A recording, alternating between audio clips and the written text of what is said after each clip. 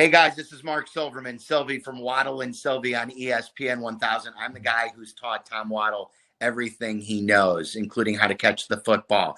And of course, you're watching and listening Brags in the Stands, a place that I come for knowledge, I come for entertainment, and I want to hear and talk to Jake more than I talk to Brags.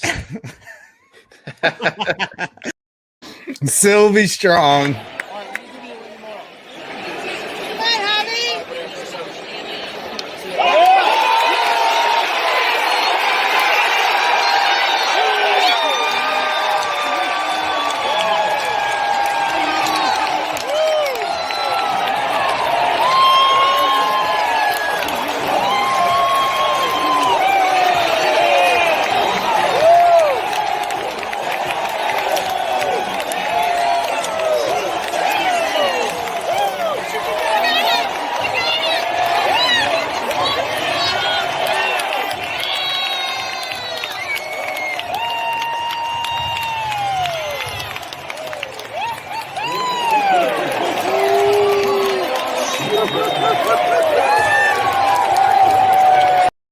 One of the best times of the year. Springtime, baseball's back. Let's go.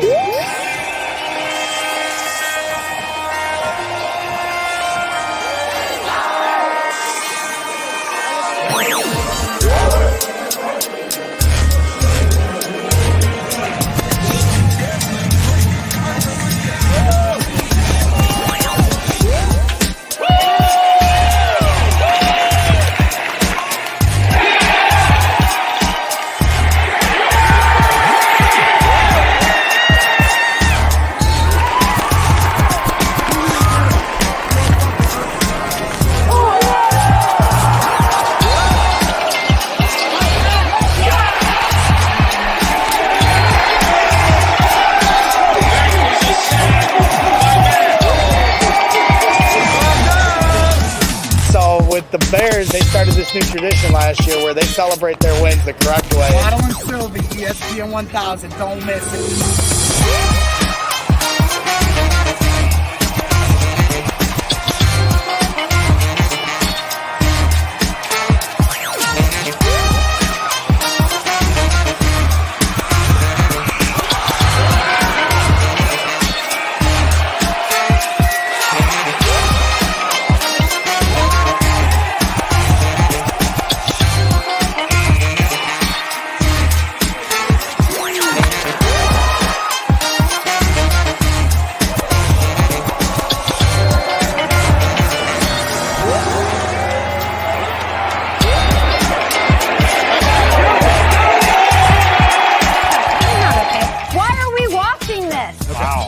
I know what you mean. It's like their own Philly. Okay.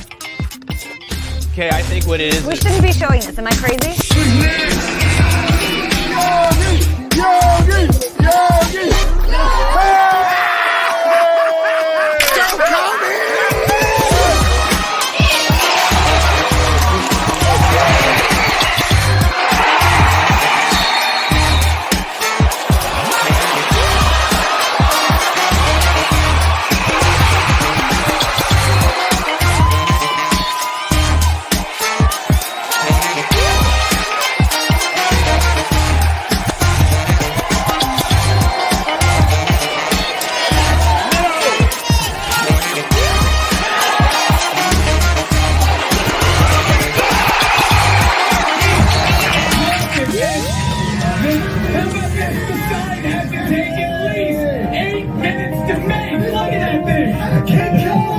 What a great sign that is. What have I told you? 17 minutes of rain would wash away 108 years of drought.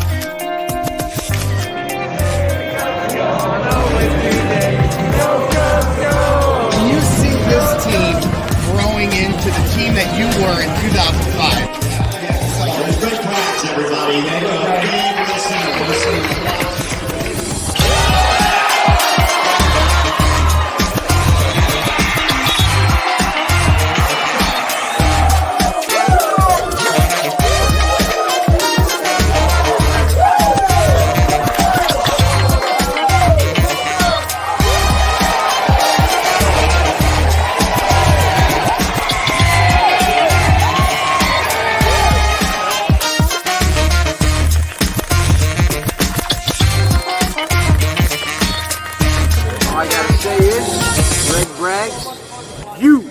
are ridiculous. Let's go to Love that. this would be Gregory Braggs. Handsome. Handsome Braggs. Greg Braggs, Yep. who actually is kind of taking a break on social media. I didn't know if he was alive. I was worried. Hang on there. Greg, what's up, Sparkles? What's up, boys? Alive and well. We're excited. Happy opening day, fellas. Laying some stone out here on a brisk morning in Northwest Indiana. So Yeah. I'm excited. Thinking about You're the thinking only about one I every know that can excuse lay that stone, Braggs. I know that. all day long, baby. Anytime you need it, I'll make you a fire pit. But Nice. Oh, wow. I'm thinking about calling off. I'm thinking about every reason I can to get off today, but we'll see if I can pull it off. I'm going Sunday, so I'll probably take it easy. Ready to but get off every day. no, Go ahead. To your point about the What? food, I always think of Polish sausage, grilled onions with mustard when I walk into Wrigley, and I cannot wait to hear the sizzle of the grills and the smell of the onions. Like, to me, that's what Wrigley Field's all about. I'm not a big peanuts guy because I don't like peanuts. So to me, it's grilled onions with Polish sausage all day long, mustard only, the Chicago way. You have a wonderful day. Enjoy it. Stay warm out there, and we will look forward to talking to you again soon. Thank you, Braggs. You as well. You guys have a great show, and shout out to the Twitch gang. See you, buddy. Buy me some peanuts and cracker jack. Thanks, Coach. Let's go to Tom in. That is my guy, David Kaplan, called into the show on opening day. There's Addison Grace heading up the Wrigley Field steps a couple years ago in her first year on this earth. And I can't wait to take her back to Wrigley Field on Sunday afternoon, Easter Sunday, taking the whole family. We are very excited for it. And of course, this is Braggs in the stands. We're back and better than ever. Took a little hiatus after the NCAA tourney. My little boiler broken heart has now mended, and I'm feeling a little better, getting ready to get into the swing of things for baseball, and of course some Bulls basketball. And that's what we're going to get to up first. We got two really special guests, but we're going to start with the Bulls because they're coming up here at 8 p.m. taking on the Utah Jazz here in just a little bit. So we have a very special guest, and I have a great all-time great Braggs in the Stands intro to introduce my guy. Here it is.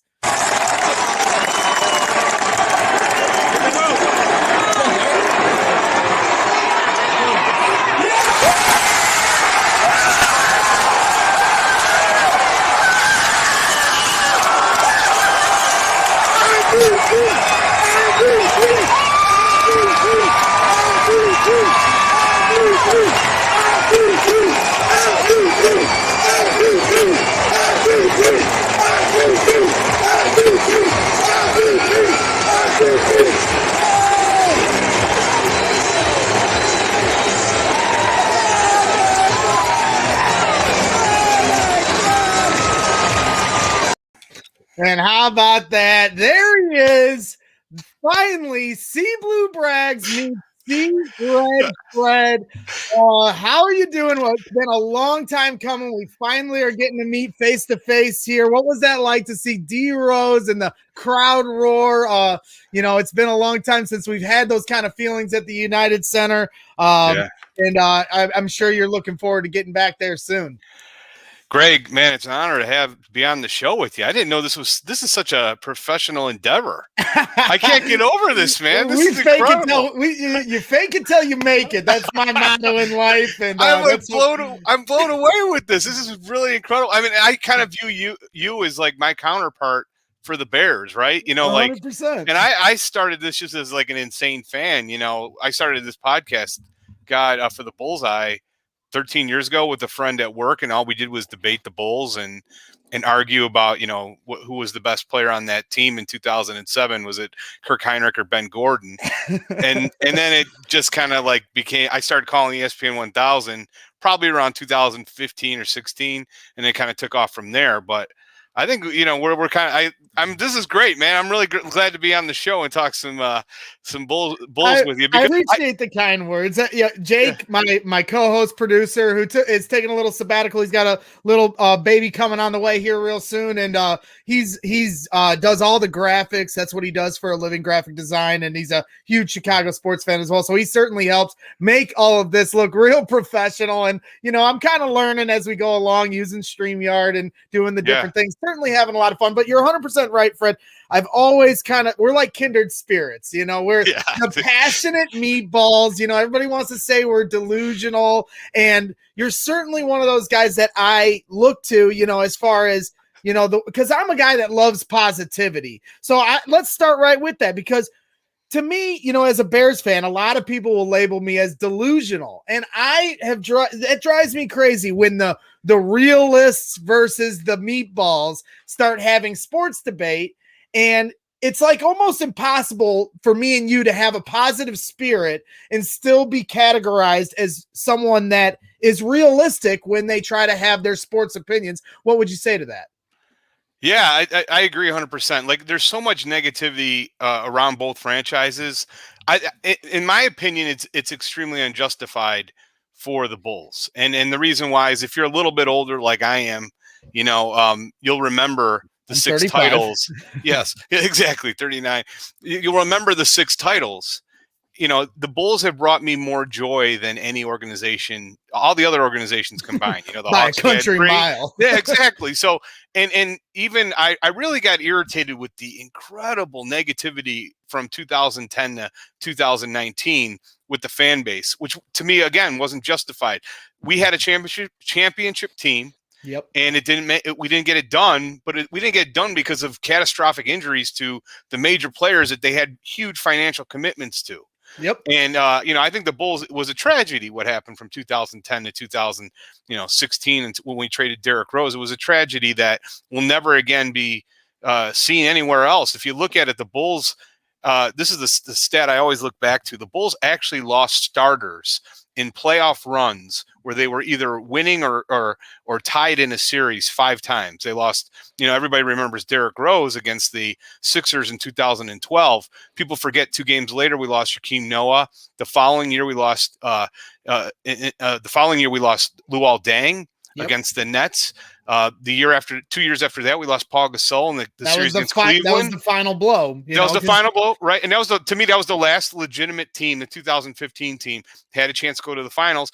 But then also people forget losing Rondo in 2017. That's 5 different players that were starters in a playoff series that we lost. That'll never again happen in NBA history, arguably. I doubt it.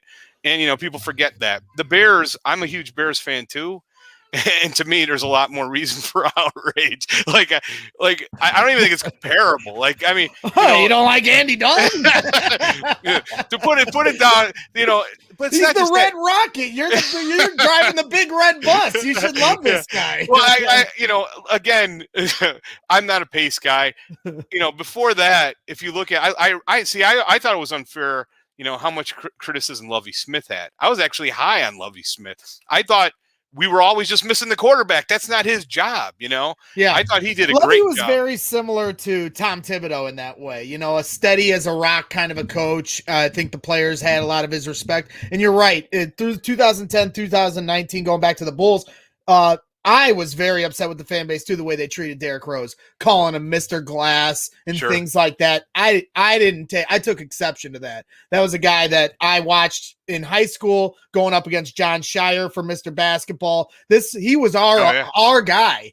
And when he tore his knee, I was at the game when he tore his knee. I actually asked my wife, Jenny, to marry me the night before at the top of the Sears Tower on the Saturday. We went to game 1 of the playoffs because we thought we were winning the NBA Finals that year. And the infamous torn knee happens. And, from that moment on, I think Bulls Nation has really taken a turn towards negativity town. And I don't like that. I'm like you. I'm a guy that likes positivity. I don't like to relish in the negative. And it's been a frustrating run. And now here we are all these years later. They finally clean house. And, I had respect for what Garpax built, and they did have some run of bad fortune. But at the same time, sometimes change is just necessary. And I think we all got that. And I think the Bulls finally got that. And now we're starting to see what's happening with that. And that's what I want to go in with you tonight is, obviously the newest edition of Nikola Vucevic, this guy, obviously a premier player, an all-star player. He gets to go up alongside Zach LaVine here as 2 all-stars on this team. And I think a lot of people weren't sure if Zach LaVine was going to be in the future of the Chicago Bulls. Now with a move like this, it certainly seems like they're going to move forward. What are your thoughts here with what Arturas Karnisovich has built and what Billy Donovan is doing on the court? I know this is a long-winded answer, but I really like what I'm seeing, what I saw from Arturas Karnisovich in Denver. Denver has been one of my favorite teams to watch the last couple of years. They were my dark horse in the playoffs last year. I'm a big Jokic fan. He's one of my favorite players in the NBA. It looks like he's going to win the MVP this year. So I kind of already see him starting to build, the blueprint of what he did there in Denver. What do you think of the job so far by Billy Donovan and Arturas here? Well, you have to give it right now an incomplete, in my opinion, overall. I mean, I've been happy with the moves he's made, but there's still a long way to go, right, to see if all these were correct. Acquiring Vucevic, awesome move. I think it was a great move, but, unfortunately, the results haven't really borne out yet. I think the fans have been a little bit harsh in their review of it, in that it's 3 games. Rome wasn't built overnight. Great teams aren't built overnight. You can't expect them to start gelling immediately. But I love this guy. I mean, just everything about him. The more I hear about him, the more I studied his career, how hard he works. That's the biggest thing with me. If the guy's got a reputation of being an elite worker, I'm fine with whatever. I'll go down with those guys all day. The guy's lazy, is extremely talented, but doesn't work hard. Those guys can pound sand. I don't want anything to do with those players. And, I think that's the best thing that we have going right now, is that Zach LaVine and Vucevic have an unquestioned work ethic. So that's the positive. The negative is, with the team overall, is just the results I don't think are stellar, where they should be. I'm not happy with the results. I disagreed with a lot of people that were saying that the Bulls are terrible and bad. And I don't agree with that. I think this team has a lot of talent on the roster, and I'm very disappointed with the results overall. And, where we're at now, 19-27, I don't think is acceptable. No, and we lost a lot of inexcusable games. In a lot of ways, basketball always becomes that. You can every season point to 10 to 15 games that swing whether or not, that's the Bulls are trying to get over that hump. I have to be honest, just as someone that's been trying to get back into the Bulls mode, that the rose shot, you hear the excitement in my voice. It's been so long since I've been this excited about the Bulls, and I've been actively trying to get connected back with this team and take every possession seriously and really dig into them. But sometimes watching them, especially early on before they made these moves, it was like homework. It was like terrible. It wasn't palatable basketball. And I try to be positive about these guys, but I'm like looking at the whole thing and I'm like, just clean house. You just got these guys here, let them build it. But now they went the other way. I was not expecting them to go out and get a guy like Nikola Vucevic, and he's solid. I mean, he's no Jokic, but he's the type of guy that, can do different things. I think that Arturas likes. So it's, it'll be interesting to see where it goes from here. Lauri Markkanen obviously is a little bit in a flux situation. Yeah. But he's an all-star. I mean, he's an all-star. That's the whole thing. And that's the issues I had with Sylvian and ESPN 1000 with Cap. The whole fan base has been trained to always look out on the distance. Everything is like, let's look out. Let's get more draft picks. Let's look out 4 or 5 years. Pound sand on that. The heck with that. We had enough talent here internally and enough draft assets to make a move to get better and go for it. And now I think this is really the key player. There's 2 key players after this move has been done. Number 1 is Patrick Williams. We need him to progress into that third great player. I think he has the talent. I thought his performance overall for the vast majority of the season was really overrated by the fan base. I thought he had a lot of horrific nights on the defensive end. What I'm excited about on the last two games, he's taken exponential steps, in my opinion. He's really gotten better, and I see the raw talent and the raw skill that it's just bursting from this kid. He can do everything. He can handle the ball, pass, shoot. You saw that block the other day. Oh my God, incredible. Woo! That was incredible. So you can't help but be excited about him, but we need him to become from like an average rookie or a good rookie to great. And, it doesn't happen overnight. 19, he makes a lot of mistakes on the defensive end. And, but he's getting better. There's no doubt about it. And I don't know. You'd have to be a moron not to watch the last 2 games and say, oh my gosh, what do we have here? He's very impressive considering how small his role was at Florida State. and then he gets taken 4. Yeah, he was and he was on the bench. He didn't even start a game for Florida State. And that's why I thought it was a mistake to throw him in the starting lineup. I don't think he's a 3. That's another issue that a lot of Bulls fans are arguing about. I think he's a 4. I think that's where he's optimized at. That's, to me, where he should be playing in this league. And the Bulls, that's my bigger issue than a point guard. That's a big debate among the fan base. We need Lonzo Ball, all this nonsense. To me, the bigger issue is we just need a perimeter defender who is elite. And more than likely at the 3 position, at the small forward position, as opposed to a point guard. Well, you see Chubb's one of my loyal viewers here, and excited that we're back and rolling. He's in the chat talking about their perimeter defense not holding up to snuff. Tom Thibodeau, right. That was what he got our teams to lock in on the defensive end. And so how do they get to that point? I mean, so much is perimeter basketball, pick and pop. So you got to be able to, everybody's got to be able to switch. Yes. How are the Bulls going to be able to get to a championship level type of a defense? Yeah, that's a good question. Well, number one, they need a better 3, a guy who's able to stop. And I thought they had that last year in Chris Dunn. Chris Dunn was a fantastic defender who can guard 1 through 3, that position. I saw him guard in 1 week. I remember Trae Young and shut him down basically. 2 games later, he shut down Jimmy Butler. The problem was he didn't bring anything on the offensive end. He couldn't stretch the floor. He wasn't a good 3-point shooter. They need a 3-and-D guy. And it's just hard to find those guys. They're not, Otto Porter Jr. as a younger player would have been the perfect guy on this team. He just aged way too quickly. Now he's like basically a 27-year-old and a 38-year-old in the body of a 27-year-old, and we had to move him. But it's going to be hard to find that guy who's just an elite defender at the 3 position, who can guard, who guards more like the 2 and 1. I agree. Every one of these points Chubbs is making is absolutely right. The problem is with this team is their 2 best players, I think, are. Don't get too big of a head now here. Yeah. Well, he's making these points that are absolutely right. The problem with the Bulls are, their 2 best players are probably below average defenders. So you really need to surround them with really high quality defenders, which Thad Young is. There's not enough guys on this team, big picture, that are plus defenders. So would you define this as the right move, going for Nikola Vucevic and changing the complexion of this team? Or Absolutely. Would you have waited? No, it was the right move because big picture in the modern day NBA, you still need offense to win a title. That's where everything is moving towards. You look at Denver. Denver's 2 best players. If we're trying to build Denver East, which it appears it's going to be, Jamal Murray and Jokic are not plus defenders. You have to surround these guys with the right defenders. And defenders in general are usually a little bit cheaper than offensive players, right? The really great elite offensive players are going to cost you a ton of money. We can find the defenders and put them in there. Garrett Temple's a good example. We just don't have enough of those guys. We don't have enough younger versions of Garrett Temple on this team. So where's this season going? I know you have high expectations. So, it's for me, like it's kind of been a whirlwind year, and I'm hearing about the play-in game. I've been so into college basketball. Now I'm talking about this play-in game. Maybe explain that to our viewers and a little bit to me on how the Bulls can get into that game and maybe gain some playoff experience this year. Is that what you're hoping for? And then also to give you the double barrel question, which I'm so good at doing. Yeah, between that, because my other concern is if they don't make the playoffs, how does that affect the draft? Because I've heard about this protected top 4 pick. Yeah.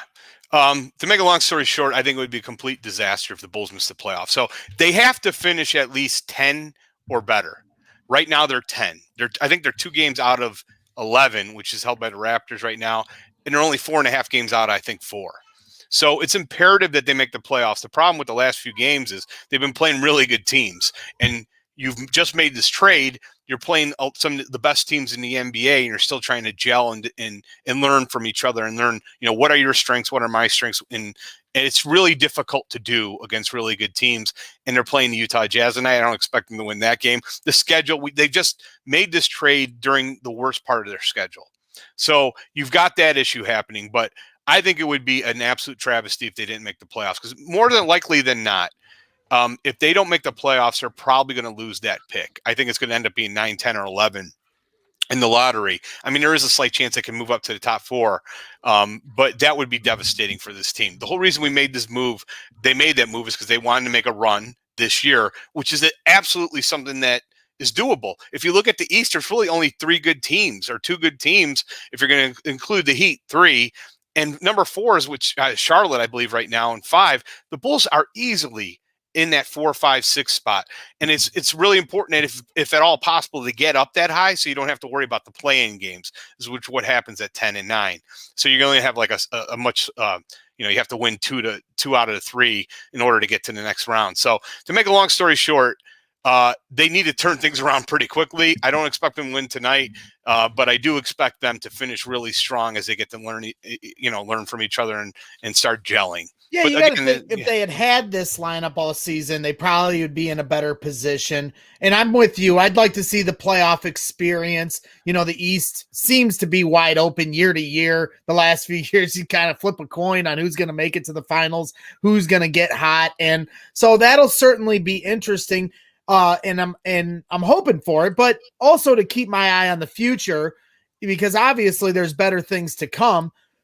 Who are you targeting? Who are you looking at? Is there particular free agents, or am I getting ahead of myself, or guys that are coming out of college that you could see helping this team, or is that a little bit too far on the periphery? Well, this is a loaded draft.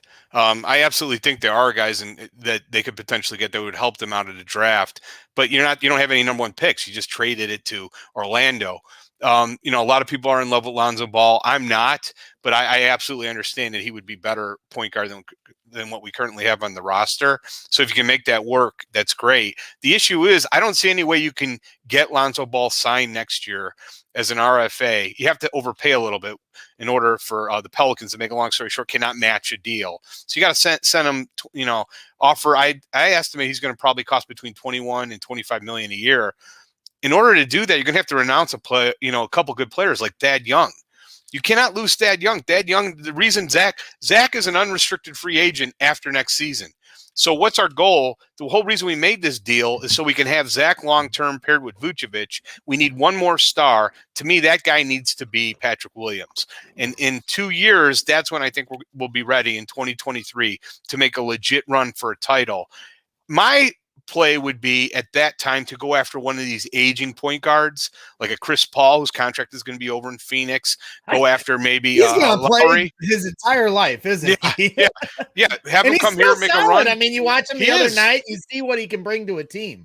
Exactly. And still, I still believe in Kobe White. He might not be a true point guard, but I think he's a combo guard. So to me, that's the better play, is not devote all your resources to Lonzo Ball, but to just have these guys continue to grow, find a perimeter defender who's elite, who's a little bit cheaper than a point guard will cost in the 21 to 25 million range this offseason. I don't know who that is, but you got to find one and go in that direction. I think this team's going to be good enough to be a 4, 5, 6 seed next year, and then really go for it the following year by signing a veteran point guard, a solid vet point guard. Another name out there I'll throw out there that I know a lot of people are going to scoff at, but let's see how playoff Rondo does this year for the Clippers now that he's been traded. No. And if he's elite, if he does great again, I would look at bringing in like a guy like him potentially, which I know people right now are probably turning off the show. But I honestly think that guy in the playoffs, there's something special about Rondo.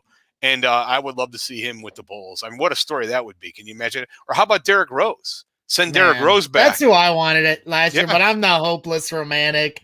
I'm the guy that loves the good story, and sometimes it's not even for the betterment of the team. I just like the story, but Derrick certainly has turned his career around, and I'm certainly happy for that after all the crap he took for so long. Yeah.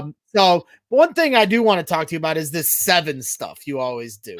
The sevens, explain the 7s to our viewers, and your Leviathan? Red Leviathan? Well, I got to change Leviathan? Because I've never liked the Leviathan thing. All right. I tried to change the Leviathan thing. So are we off the Leviathan? Yeah, I'm going to get off the Leviathan. We're breaking news here because I just found out there's a wine, a Merlot creator, like a red wine manufacturer in California that's going to threaten me if I keep on using the term for their wine, which is Red Leviathan. So I got to get off of that. I got to figure out something else. Are you kidding me, man? I'm not kidding.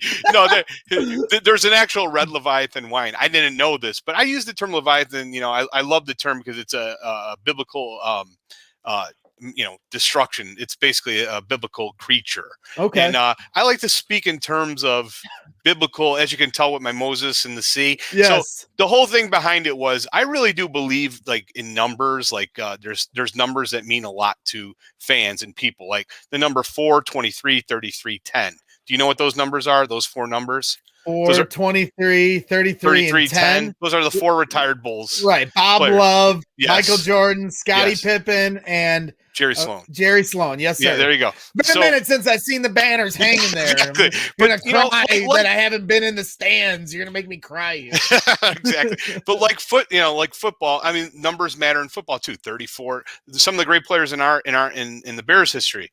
Well, my 2 favorite players were both number 7. So I love Tony Kukoc. He was probably my favorite. I didn't love him as much as Jordan, but he would be number 2 behind Jordan. And then Ben Gordon, both number 7. And then I saw this pattern happening where I was begging for the 7 title. The 7 title was coming. And then all of a sudden I saw the Bulls pick 7th in 2017. They picked 7th in 2018. They picked 7th in 2019. So you saw this pattern happen, and I saw this was a biblical, the Red Sea, Red Fred. So I saw this was kind of like a biblical movement that the 7 title would happen due to the 3 straight 7s. And then AK had the 4th pick, so AK for the 7s. in 2023, they're going to win it all. Don't laugh. I see it happening. I mean, I am gifted with the gift of prophecy, and I think this is what's going on. This was your look when we got the 7th pick for the 3rd year in a row. I got to see that a little closer. Yeah, that was a bad one. I admit that, but I really honestly do believe in that kind of stuff. I kind of believe there's power in numbers. I agree. If you've ever seen my number is 23 in the power of that number. Obviously, Chicago has had a lot of Ryan Sandberg, Michael Jordan, Devin Hester, Jermaine Dye, Robin Ventura, Jerry Azuma, Kyle Fuller. Anytime you put that number on in this city, special things happen. And if you put that number on your shirt in this city, you better be worth a penny or two, that's for sure. So in the movie, the number 23 kind of explains the power in numbers with Jim Carrey. Have you ever seen that movie? I have not. Dude, if you're a big numbers guy and numbers obsessive, and obviously the number 23 is held near and dear to our hearts, watch the number 23 tonight with Jim Carrey. I promise you will be singing its praise. You'll be talking about it for the next 10 days. Well, did you also catch the other 7s that are important? 7 letters in Arturus. 7 letters in Michael, 7 letters in Scotty. I like 7 letters in Donovan, 7 letters in Patrick. Oh my gosh. So quickly, see where this is going? I'm telling you right now. This is going off the rails here. That's where it's going. So quickly, I want to play a little word association game. We got 3 pictures for you, and I want you to give a few word associations when you see these pictures. So I'm going to start with this one. Oh, silly. So I got to pick one word? No, not one word. Basically your feelings when you. I mean, Sylvie. I love Sylvie, and I always will. I mean, I think he's an inspiration to any person who grew up in this city. I mean, look at him. He's basically a local guy who made good. But not only that, he's one of the greatest, nicest guys that you could ever.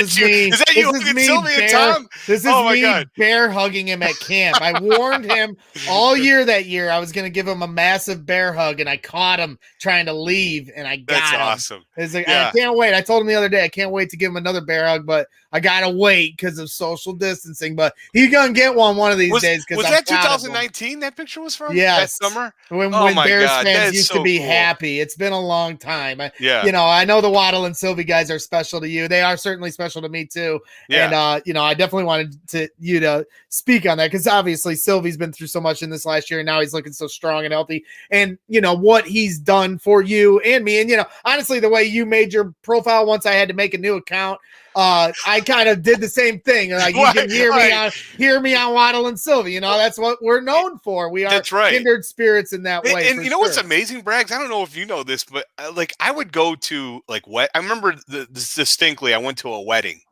and I was talking Bulls. And some guy just came up to me and said, "Are you C-Red Fred from the?" And it's amazing how powerful their show is in terms of people that it's humbling. I get it too. I don't get it much in Chicago because everybody's a crazy fan with the shtick in Chicago.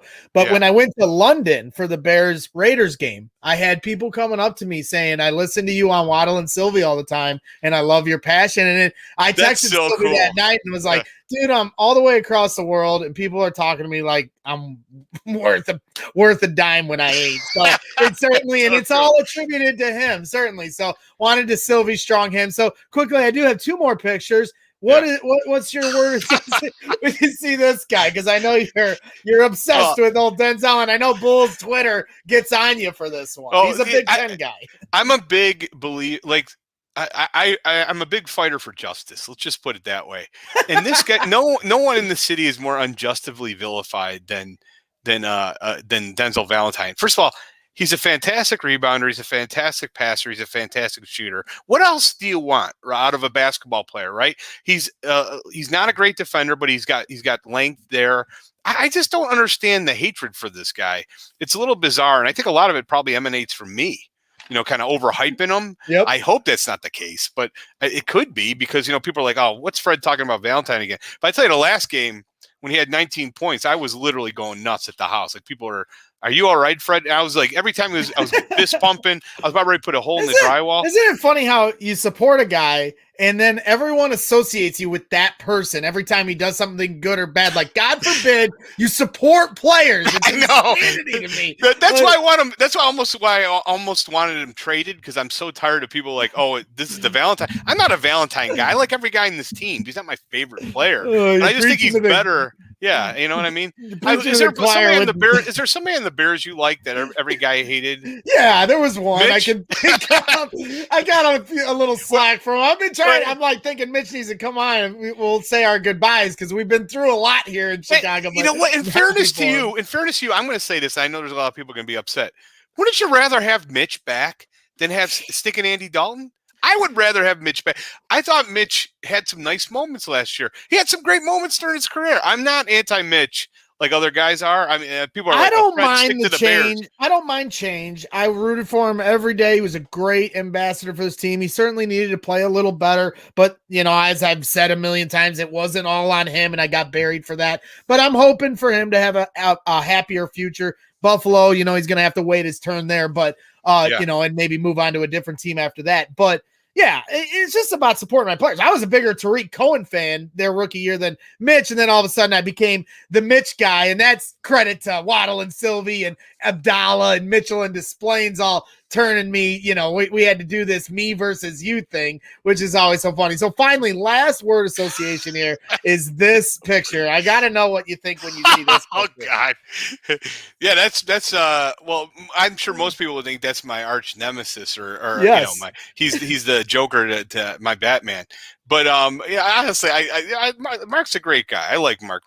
That's Marquet from Australia, for those that don't know. Yes. And I think our arguments are kind of becoming more enjoyable on Twitter and more famous on Twitter. But I mean, I view him as an evolving me. He's like 7 years behind me. I'm right around 39. He's about 30. I think he's 32, 31. From this into this. Exactly. And I'm having, I've got 2 kids. I've got a son who's 12, a daughter who's 16. He's about ready to have his first son. So I kind of view it. I'm taking him under my wing, and I'm hoping that I'm guiding him toward the light. And I think I have.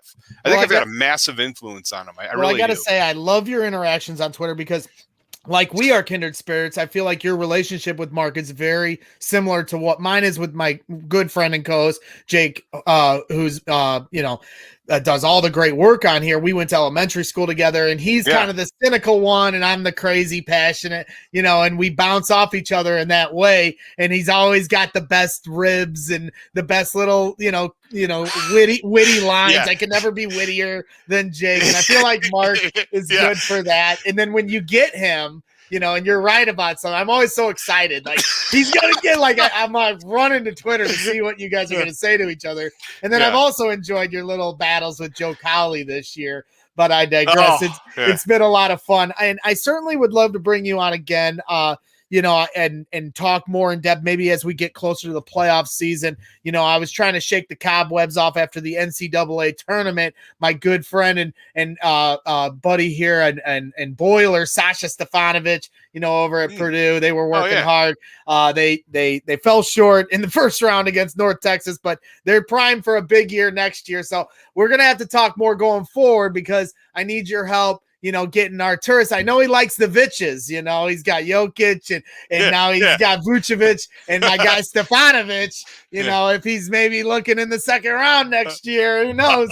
I'm not saying I'm an Illini guy, so I know you're looking for 3 and D, but he's got the 3 side covered. We got some more work here. He battles on the defensive end, and in the Big Ten, obviously, if you're an Illinois fan, all about the battles that go on there. So I'm trying my best to angle him towards the Bulls because playing an hour from my house, I need that to continue if he's to make it to the pros, of course. Well, regardless, man, you gotta stay invested in this team. I'm telling you.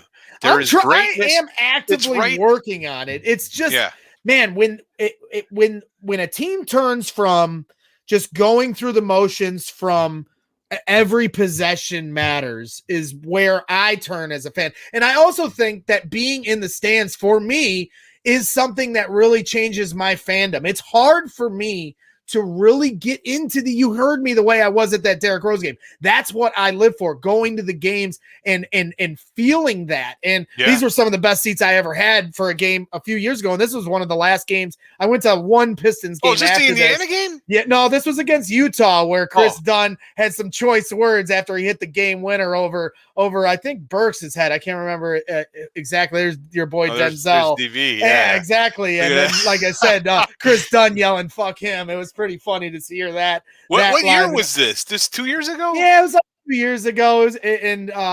But that's what I need. I need to get back. I need fans in the stands. I feel like of all the sports, basketball, especially NBA basketball, optics wise on TV is just so much different without the fans being around the court, and the reaction after the shots and the big plays. So I'm certainly looking forward to that. There was like some weird stuff going on at United Center where they were sectioning off seats and putting up labels. And I thought maybe they'd be, letting in a certain amount of fans, maybe for the playoffs or something. But that's me being the hopeless romantic over here trying to get back to normalcy. But if we start getting vaccinated, it's got to happen. It's only a matter of time. We're seeing the other sports. Wrigley's back open. And so, it's only a matter of time. If it doesn't happen this year, it certainly is going to be next year. So again, Fred, it's been a long time coming. See Blue Bragg, see Red Fred. Yeah, we were created from Waddle and Sylvia, or at least our nicknames were. And it's been fun, kind of getting into my own thing. And I've always enjoyed watching you,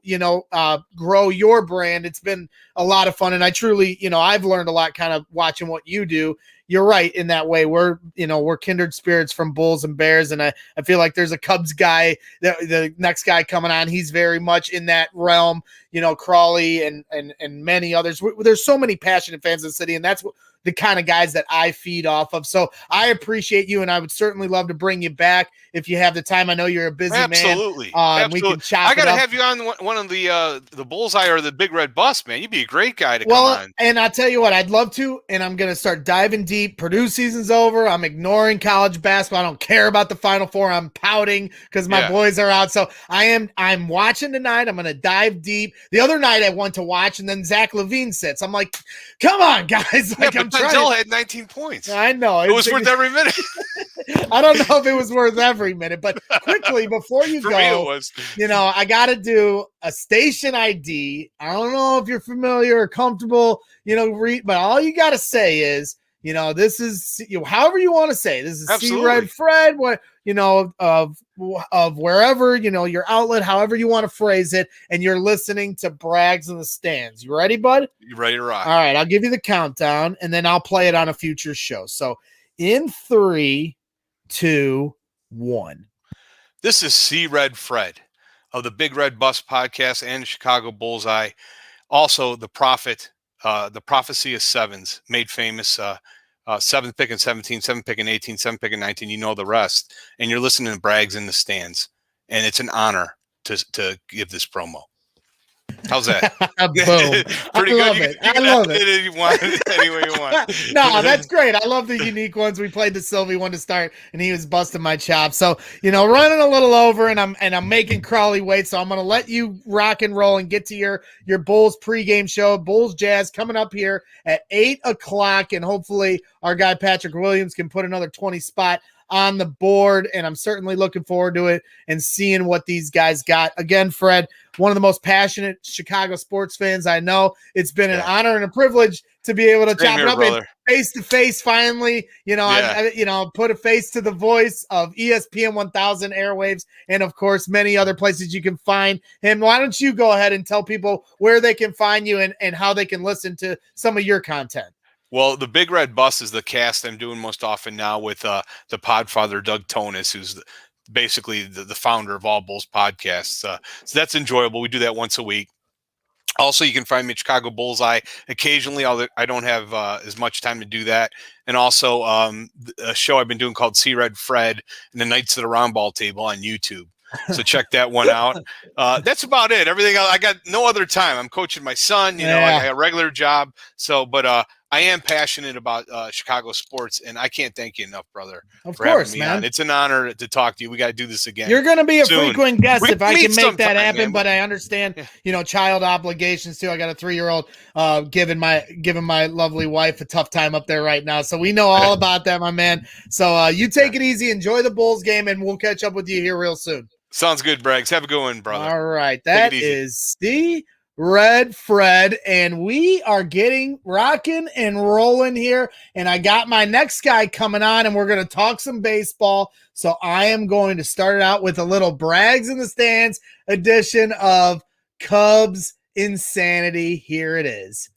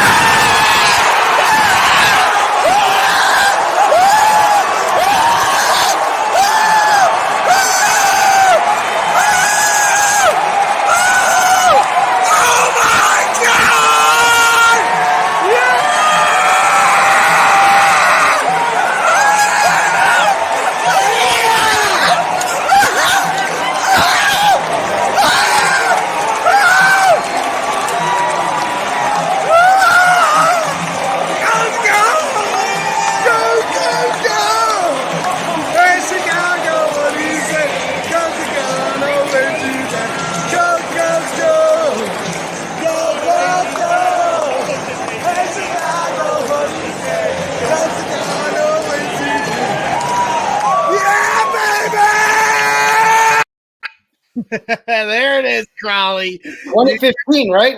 That was KB's first ever walk-off against the Rockies. I actually had went to me and my buddy Matt, who you saw next to me. We were supposed to go to the game on Sunday of that same week, and Cole Hamels threw a no-hitter, and we got so drunk at the beach, over at the sailboat bar on the beach that we didn't make the game in time. So we just missed it. And I missed my only chance to ever see a no-hitter. And so we went 2 days later to make up for it. And I got a KB walk-off because that's what I live for, Crawly. You're a diehard sports fan, and you're joining here, Braggs in the Stands, for the first time ever. And I've always, just like Fred, I've always kind of admired you from a distance as you growing what you are to Cubs Nation. We met in Florida at spring training once, and you're one of the most passionate, recognizable Cubs fans out there. You were able to give Mickey Montero his ring when they did the ring ceremonies, and incredible stuff. But for me, when I go to games, that's what I live for, is the walk-off home run. I quietly root for every game I go to be a walk-off. Even if we're up 5-0, I'm like, well, if they tie it and we win it on a walk-off, it wouldn't be so bad, right? Honestly, in my mind, I live for those moments. That's what brings me back to the stands every time. And you were able to go back to opening day yesterday. What was that like for you after a year of not being able to go to the games? You didn't miss opening day last year. You were on the rooftops at Wrigley because you're just that diehard. So, what was it like to be back with the fans? Obviously, maybe not as crazed as that scene you just saw there, but, obviously being able to be back and embrace with the fans that you know and love. Obviously, that was my 21st straight home opener, Cubs home opener. So, this one was different. It was very special. And, like everything in life, we've all had to make accommodations and things are different than they used to be. But there was no better feeling than walking through and seeing Wrigley Field looking as beautiful as always. And that was the longest stretch of my life in 20 years that I've been gone from Wrigley. It was 2019, last game of 2019. So to see, when you're a season ticket holder and you go as many games as I do, the workers at Wrigley Field are like family. They're the ones that really make the game day special. You get to kind of know, like my beer vendors, you know what I mean? Like I've known them for 20 some years. They it's just been ridiculous. And so it creates like this relationship, this bond. And yeah, this is me with the 312 guys yesterday. But it was just so special to be there. It was something we all missed so much. And I was right behind the Cubs dugout. And so I got to see the players, and the players just kind of looking around and loving it. And Jay Hay running with the Chicago flag. It was just, seeing Rizzo was amazing. So I was picking through your pictures on Crawly's Clubhouse that you can find on Facebook and all your social media platforms, and you had some amazing pictures as you always do. And they, you're normally your season tickets are normally up top, so you were a little lower for this one, and you got to see Jake Arrieta back in the Cubby pinstripes, which I'm sure was a great thing. This was one of my favorite shots I found of yours. I mean, that's an incredible picture right there, man. In the sun, I know it was chilly out there, but you were on the sun side where at least you were getting some sun. Was that helping at all? It's weird. You know how it is. If you have enough beers, it doesn't matter how cold it is. And, it was all about just being back at opening day. And I didn't really think about it. I mean, a lot of times I've been to a lot, like I said, 21 straight home openers, and a lot of, it was dry. So that always is a benefit. You just got to know, it's like going to a Bears game or something. You just got to know how to layer up properly. I was fine the whole game, wasn't bothered at all. So you're a pro's pro. It certainly wasn't like the opening night from the ring ceremony where we had to wait, or the banner ceremony. When they walked out with the trophy, one of the greatest moments in Wrigley history, and it was raining, and we had to wait like 2 hours, and it was real crummy that night. But we all waited for a good reason there. That one was a weird one. I remember it clearly, and that morning, that was when they broke ground on Gallagher Way. I think it was called Cubs Park back then. They didn't have a sponsor yet, and so what ended up happening is it was like 75 degrees that morning, and then by game time it was like a monsoon hit, and the temperature dropped like 40 degrees or something like that. Ridiculous. But that was a great memory to see that trophy being brought out, and AC/DC jamming, and the Cubs players bringing those flags up. I think it was Billy and Fergie and those guys and Sandberg were carrying, and then the players lifting the banners. It was just amazing. That was a great one, great opening day in that one. Truly, and like you said, you've been to 21 straight. And I know your dad is a big influence in that. Maybe talk a little bit about, that. And, I wish I would have pulled the picture, because you have a great picture of you and your pops in the bleachers as a kid. And I unfortunately didn't get to pull that on my, when I was prepping for the show, but maybe talk a little bit about how your dad maybe inspired you to become the Cubs fan you are today. It was, what they say about being a Cubs fan, it's a genetic disorder. It gets passed on, from generation to generation. So it was just always something that was kind of, my great uncle played minor league ball for the Cubs before going to WW2. And my dad grew up on Irving Park in Paulina. So it was about like a mile and a half, maybe, from Wrigley. So, just when he was a kid, he would go to a lot of ball games. You just walk down there. To those days, like the bleachers were like a nickel or something like that, ridiculous.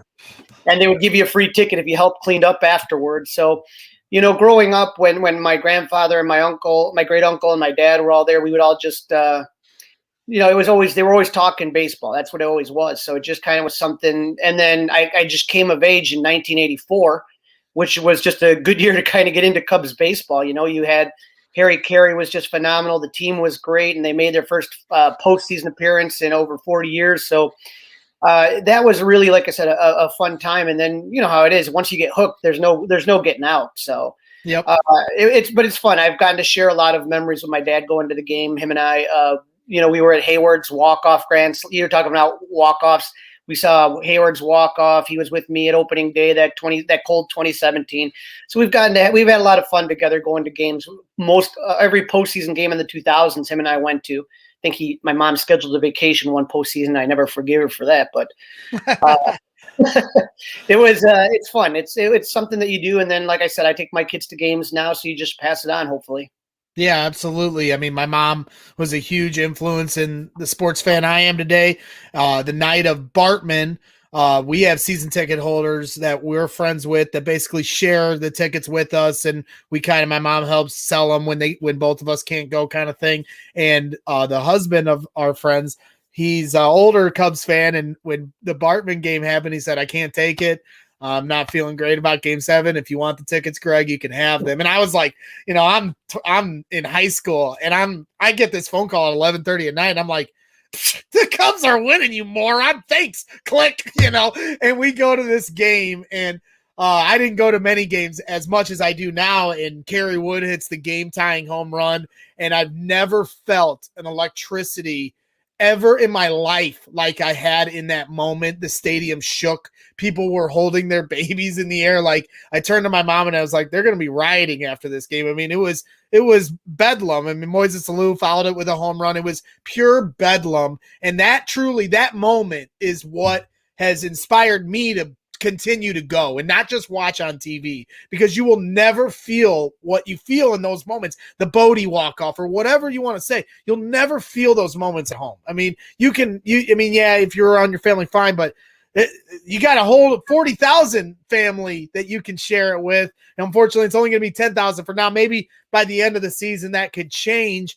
But moving to these Cubbies, they got off to a tough start, only 2 hits, 11 strikeouts or 12 strikeouts. I lost track after a while because of the frustration. And, it is very reminiscent of what we've seen over the last few years. How can the Cubs change their complexion, who they are? Because they just certainly seem like the same team we've seen for so long. And in 2016, people forget, as great as they were, they had inconsistent, like the first half of the playoffs, they were having trouble hitting the ball. And then they woke up halfway through the Dodgers series. And, even guys like Rizzo, it took him like halfway through the Dodgers series to finally awaken. And I feel like this team, they all are so up and down, and when their highs are so high, their lows are so low. How can they find a consistency that what we're looking for as Cubs fans? Well, this team right now, one of the things that you look at that was frustrating to me even more than yesterday was 11 walks and 1 hit by pitch. I mean, these are not this is not a great team, the Pirates. Why are you giving them free base runners? Sooner or later, how that's going to, when you lead off walks for the first 3 innings, I mean, you can't get away with that. You're going to get nailed. I don't care who the opponent is. As far as the inconsistencies, last year offensively was a weird year all across baseball. And so, I mean, this is what we kind of see a lot in the game is the 3 true outcome approach, the walks, the strikeouts, and the home runs. And I don't know if you're going to change it that much as far as the complexion. I mean, you saw Ian Happ got a walk yesterday, was good, but it was a tough day to hit yesterday. I know it was for both sides. But, they didn't get it. We gave them a lot of free bases, like I said. And in general, I'm hoping it's going to be a team that hits the ball more consistently, but I don't know if it's going to change that much. What you need is you can't have a repeat of 2020 when everyone had like their worst offensive years ever. You're talking about Rizzo, you're talking about Brian, you're talking about Baez, all had just awful years. So, I mean, I hate to make excuses. It's just not fun to hit in 30-degree weather. You know what I mean? And so, it's not to cut you up, but obviously the thing that's on the forefront of all Cubs fans' minds are these extensions. And Rizzo didn't get extended before the season. What would you do if you were the GM, Crawly? There's 3 guys that everybody's looking at: KB, Baez, and Rizzo. Before you answer, I'm going to be honest here. I know everybody's pounding the table for Rizzo, but maybe tell me why I'm wrong in thinking if I had to pick between one of the 3. That I'm picking Javier Baez. To me, they all have inconsistencies or injury or whatever you want to say. They all have some sort of flaw.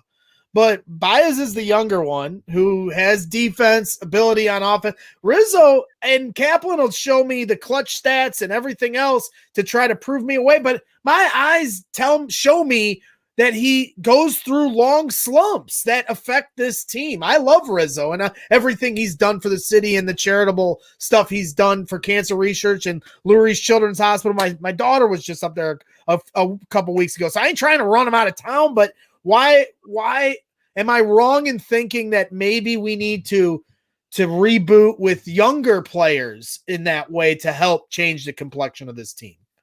I mean, it's not a wrong stand. I mean, everybody kind of has their own opinion on what you do. I mean, obviously he's a little bit older, but and he does go through periods where all of a sudden, he gets hot and cold. I think we see that a lot with this team, with a lot of these players. The couple things I think about though is number one, if you look at their Cubs farm system, they're kind of stacked as far as shortstops and middle infielders. They have a lot of young guys coming through the system right now. But the one thing that worries me is there's not a lot of depth in the first base position. You don't really have, this who's going to be the next, after Rizzo. That would be the question you would ask. And some people say not a big deal. You can get first baseman pretty easily. But the thing I think about is what kind of organization is the Cubs? And this is a guy that is very different than everybody else. Your last guest was a huge Bulls fan, you know what I mean? And when we watched The Last Dance, that documentary this year, you saw like kind of how bad it felt, like Scotty and Jordan getting run out and just being like, Didn't happen that way. It still leaves a bad taste in your mouth. And so let them finish it on their terms is what you're saying, or try to at least. Right. And so what you're looking at is all these young minor league players and other organizations, other players, when they look at the Cubs, how do they reward somebody? And again, you can argue that it makes no financial sense to give a first baseman $100 million on the wrong side of 30. But at the same time, you're taking a look at one of the most important players in the history of your franchise. And if you do him wrong by offering him 5 years, $70 million, other teams and other players notice that. So that's the one thing that kind of I think about is this an organization that other players or even our own young players in our own system are going to want to come to? Yeah, and as you see here, here's Rizzo getting a base knock up the middle, and he was one of only two guys to get a hit the other day. So I don't know why I'm saying we need to find somebody else, because we need guys that can hit, and he certainly showed the other day that he's put up one of them. So, a little tongue-in-cheek. But I love Rizzo. I'm not trying to hate, but, obviously there's going to be changes after this season, and you hate already talking about next season. That seems silly, and we're not even into the second game of the year, but certainly on the forefront since the extensions haven't happened. I'm a huge KB guy too. I thought he was like Mr. Baseball, the way he carried himself, and to watch his struggles has been very surprising and disappointing too, because you saw in the first walk-off when he hit that against the Rockies and I went crazy. I remember telling fans it felt like that was the moment I knew we were going to win one, because they stood up. So many Chicago teams can't handle the pressure. And in that moment, they were down. They had blown the lead at the top of the ninth. They were down like 2 runs or 1 run, and he hit it. It's one thing to hit a walk-off when you're tied. It's another thing to hit a walk-off when you're down. And he hit it when he was down. And I felt like in that moment, it was like, it reminded me, honestly, and not to talk about the other side of town, but it reminded me of Frank Thomas when I used to go to Comiskey as a kid in the 90s, and you'd hear Gene Honda go, "Number 35, Frank." And he'd walk up there, and everybody in the house knew he was going to hit a home run, and then he did. And that was what KB was to me. And now it's like, what has happened with KB? And do you expect him to have a bounce back year? Because I'm dying for it. To me, he's, like I said, aside from Rizzo, he's like a franchise type of player. How can we get him back on track? That's tough. You know what I mean? There's a couple things that you look at with Brian. Obviously, the injury history has hurt him the last couple of years. I think last year he had an injured wrist, fractured wrist. I mean, it's kind of a damned if you do, damned if you don't. If you don't play, then they call you soft. And if you do play, then they wonder why your numbers are so bad.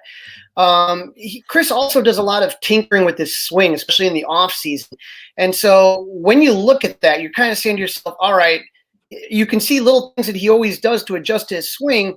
And sometimes it takes a little time to get your timing down. Does that make sense? Yep. So can he stay healthy? If he can stay healthy, he's an impact player in the game. If he can't, that's kind of the other side of the coin right there. So I'm hoping that Chris is healthy. I hope that he has a great year, and hopefully, like I said, he has a bounce back to form.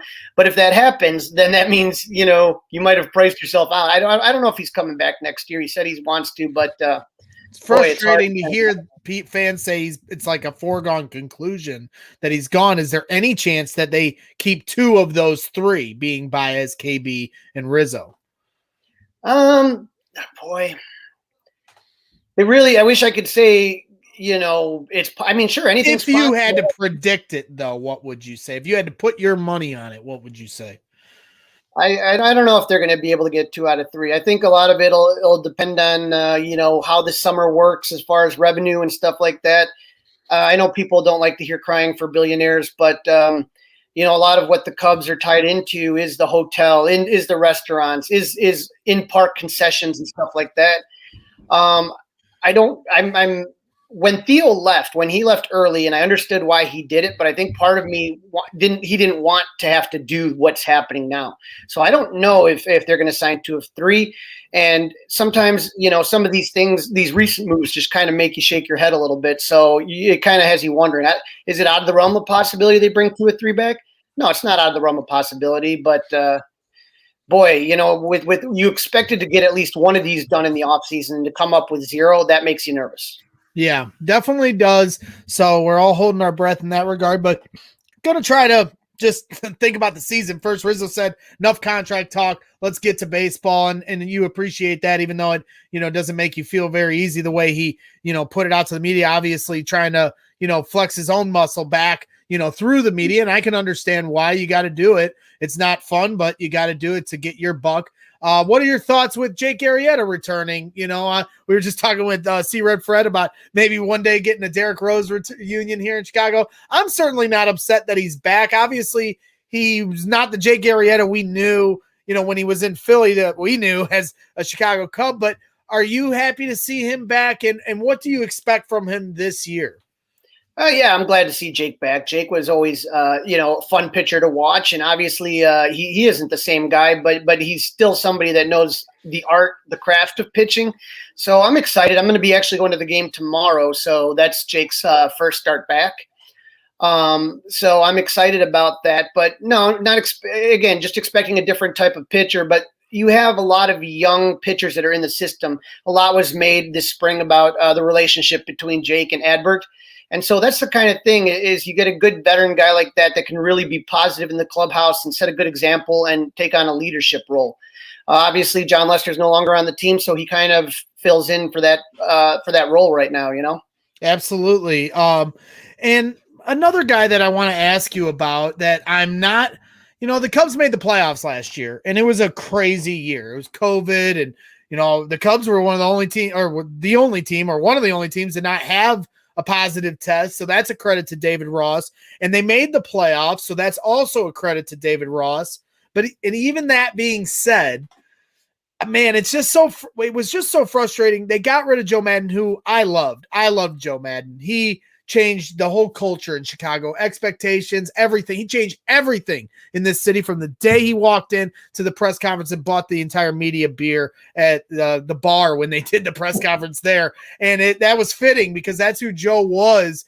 And it was tough to watch him go, but I understand when change needs to be made. But when you're making change, they go, we're going to change. Okay, we're hiring David Ross. Like, to me, I love David Ross, Game 7 hero. But that's not changing you're trying to fix culture or get a change of pace in there.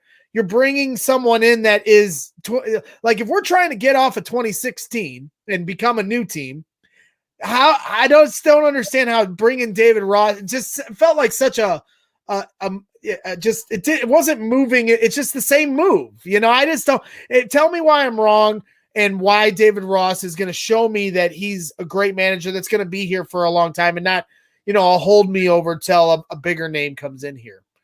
I think that Ross was generally being groomed for the role for a long time. And a lot of people in baseball had that same feeling that there's certain guys. I remember, in the 90s watching Joe Girardi. Everyone said when that guy's done, he's going to be a great manager. That's who I wanted, full disclosure. If I had to pick between the two when they got Ross, Girardi's name had been floated so many times. And I kind of felt like they needed, the hard nose. And I'm not saying David Ross isn't that, but I just remember so much of Ross and Rizzo's relationship in 2016, and they're buddies, and all of them are buddies. They're going out and drinking with Pearl Jam after the game and stuff. And I just don't know how that dynamic can truly work for a championship. I'm not saying it can't work and they can be a stable team, and it's not going to go off the rails or anything, I don't think, by any means, with Ross, but how can they change the complexion of who they are and respect him truly as a manager, not just players coach? That's just where my head's at with it. It's like, and he kind of proved me wrong. They made the playoffs last year, but then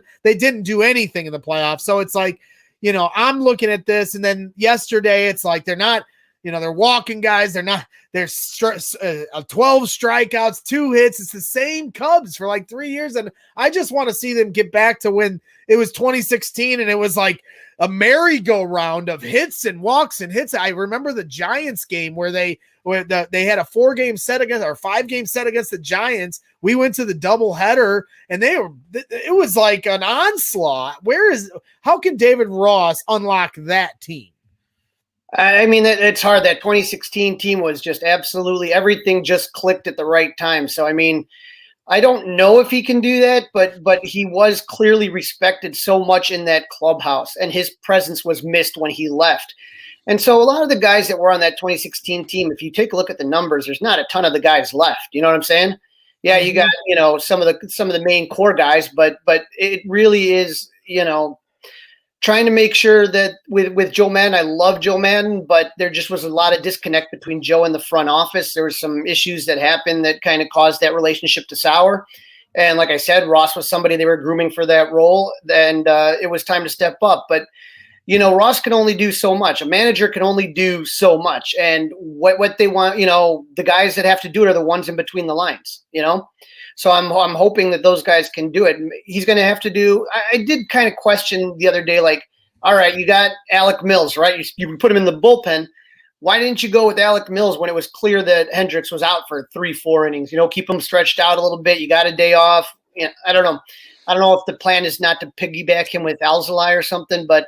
And you feel like this will be a year, really. I mean, last year was a shortened season, all the craziness involved with it. This will be more of a true test of what he is as a manager in a 162 game stretch. It's, it's a totally different animal, and they know that. I mean, they won a World Series. So I'm not just like Rizzo. I have my questions, I bet my boss we call them Cubs Bucks, Bears Bucks, Bulls Bucks, Boiler, but when we bet on games, we bet $5 a game if we do. And I'm going to be losing money like a sieve. Like, I used to collect it, and now it's like I'm nervous every time they want to do the $5 bet because these guys aren't, clicking. It's just and I feel like ever since we lost Dexter Fowler, I know it's like Cubs fans will never stop crying about that, but it's like, are we going to have Ian Happ is a guy that leads off, and they have different options there. Are they going to be able to solidify that position to get the wheel moving for this team?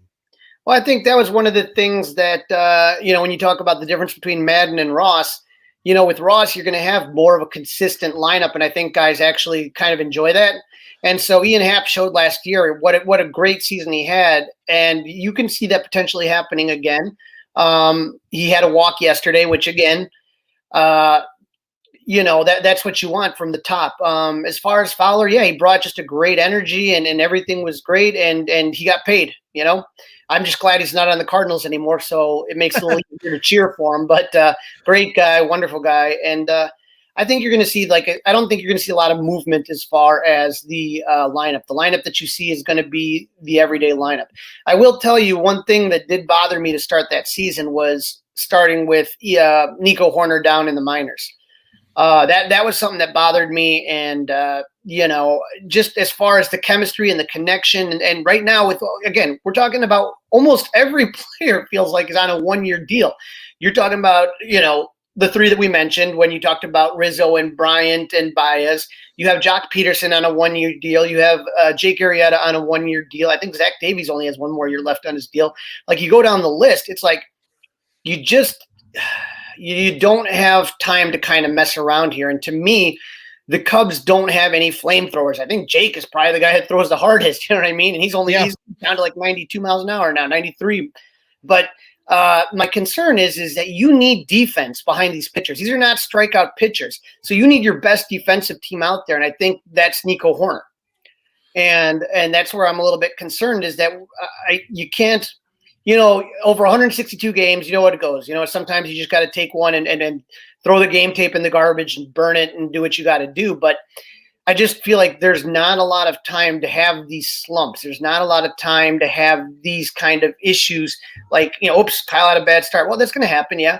But you can't have 11 walks like we were talking about yesterday. You can't strand all those runners. And the pressure is on because if you don't have these extensions signed and you're looking at a 500 team at the trade deadline or a team that's not really in contention for first, then you're going to have to maybe see some moves that we're not going to like.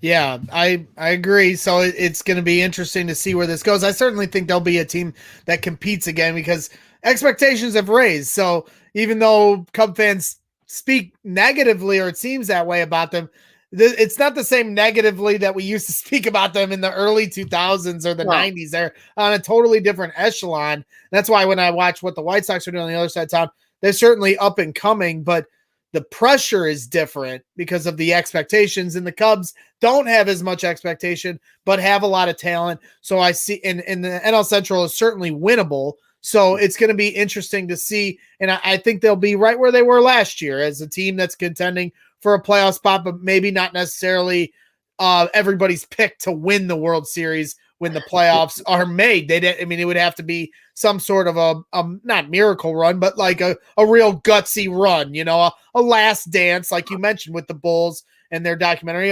This is a last dance of sorts. So we're all kind of holding our breath in that regard.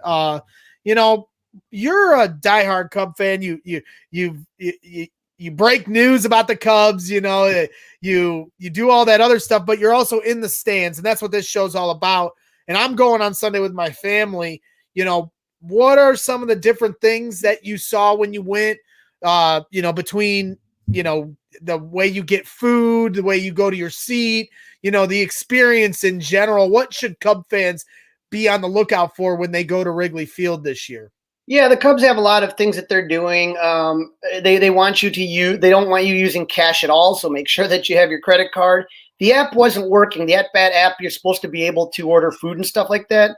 That wasn't working well. So just, here's the thing. There's going to be some flaws when you kind of go in there. There's things are still kind of working around. You have these pods, so you're kind of separated. You're supposed to enter at a specific gate. So on your at-bat ticket, it will have the gate you're supposed to enter. And sometimes mine didn't, but other people had time on there. I know they're supposed to be. So there's like a time and a gate you're supposed to enter. So you can't just kind of go in where you want. What else do they, it's weird because they have no promotional items yet. Usually I love the bobbleheads and all that kind of stuff. None of that stuff. They don't want, this was the first year that I can even think about that. They didn't have a magnet schedule for opening day. Usually you get your magnet schedule and people just love stuff like that, but no, none of that stuff. So there's got my bobblehead here. This is one of the good ones. The Rizzo Bryant here. That's the infamous Final Out bobblehead that caused a riot. You kind of inspired me to get into bobbleheads. The Bears 100, they did bobbleheads for each home game, and I got all 8 of them there. And then after the Cubs won the World Series, they had so many great bobbleheads that year. I was like determined to get all of the good ones, or try to at least. And I certainly got a good share of them. And you've got a good collection. You share on Twitter from time to time, and I always enjoy those threads because you've got a really, really great collection. You also do a lot of work, podcast wise. You and my guy Danny Rocket, I've had on the show before, and we share a lot of your guys' work. You guys are hosts of the Son Ranto show, and maybe talk a little bit about that and kind of what your relationship is with Danny. Danny's a great fan. He's a talented human being, a musician. We do a podcast, the Son Ranto show, where sometimes we get goofy and just kind of rant about things. But it's one of the longest running Cubs podcasts I've been on the last couple of years. But Danny, Michael Cotton, myself, we just talk Cubs. We have guests come in. We've had, a lot of different guests, and we just kind of try to give the perspective from a fan, our viewpoint. We're not trying to be, journalists. You know what I mean? We just sometimes you just kind of need to talk things out and just kind of have fun and have a conversation about the team. So that's what we try to do, I would say. And so, Danny's band, the Bleacher Bum Band, played yesterday at G-Man. So it was like I said, a cool day because I just got, I'm double vaccinated now and all that stuff. And, we got to just kind of do a lot of fun things that I haven't done in a very long time. And seeing live music was one of them. So we'll talk about that. I wish I could have made it up there for opening day. Afterwards, they did the Bleacher Bum Band. Maybe, talk about what Danny and these and Bleacher Jeff, the man with the big glove out in the left center. Well, talk about a little bit of what they're up to in this Bleacher Bum Band and where they can find them in that regard. Yeah, the Bleacher Bum Band are on Twitter. They're I forget where Danny's going to kill me, but the music you can get, just look up Bleacher Bum Band and you'll find it. It's called Band something, and I can't remember the name of it right now. But I should have done it too on my prep work. I got the picture, but we didn't. Sorry, Danny. We'll get it. I swear. But it's Cub themed tunes. So like one of my favorites. And what bar was that at? Where you guys were? Where he was playing? That was at G-Man Tavern. Oh, okay, cool. Clark and Grace, right on that corner right there, that weird triangular corner. So it's an absolutely. They play a lot of just fun songs that if you're a Cub fan, you'll absolutely love to listen to and gets you fired up for the game. It's like all of a sudden we had Steve Goodman, and then there just hasn't been a lot of great Cubs music. You know what I mean? It's right. Just like one of those things. So Danny and the Bleacher Bum Band just provide music, and they're going to be doing a regular gig on Saturdays at G-Man after games. Wow. So, if you follow on Twitter, the Bleacher Bum Band, they'll kind of give you notifications about their shows, but they're really talented and they're fun to watch. And like I said, if you love the Cubs and you love rock and roll, then it just is a marriage of the two. You know what I mean? Right. Absolutely. That's really cool. On Saturdays, I'll have to definitely try to, I'm sure I'll be checking those out here real soon. I can't go tomorrow because I got to work. We're doing some Easter stuff because Sunday we're going to be at the game. Are you going to be at the game on Sunday? No, I just got back from spring training. I was there. Okay. So I went to 4 games in spring training in 4 days.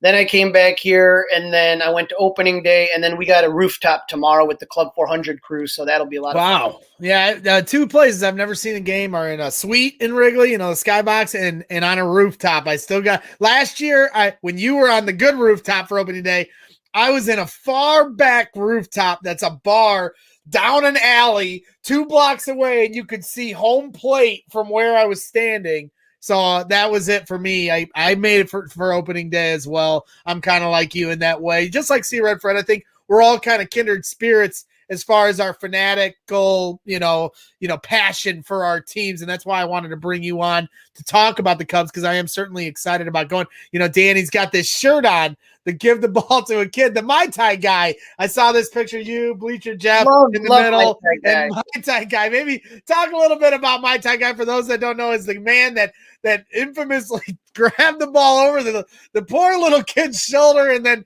Mai Tai guy got a whirlwind of blowback for it. And what I thought was funny was how he kind of embraced it, instead of bowing to the masses that wanted to get the pitchforks out for him. He just kind of had fun with it. And it was a funny moment at the end of the day. It's just a ball. And now he's got his own shirt. Mai Tai guy got his own flipping shirt. So maybe talk about that and where we can find it, because I love the idea. That's, I believe, 1908 T-shirts is the one that makes that. And it's Mai Tai's just such a good human being, anyone that knows him. So, yeah, it was overblown, man. It was a Kyle Schwarber walk-off home run.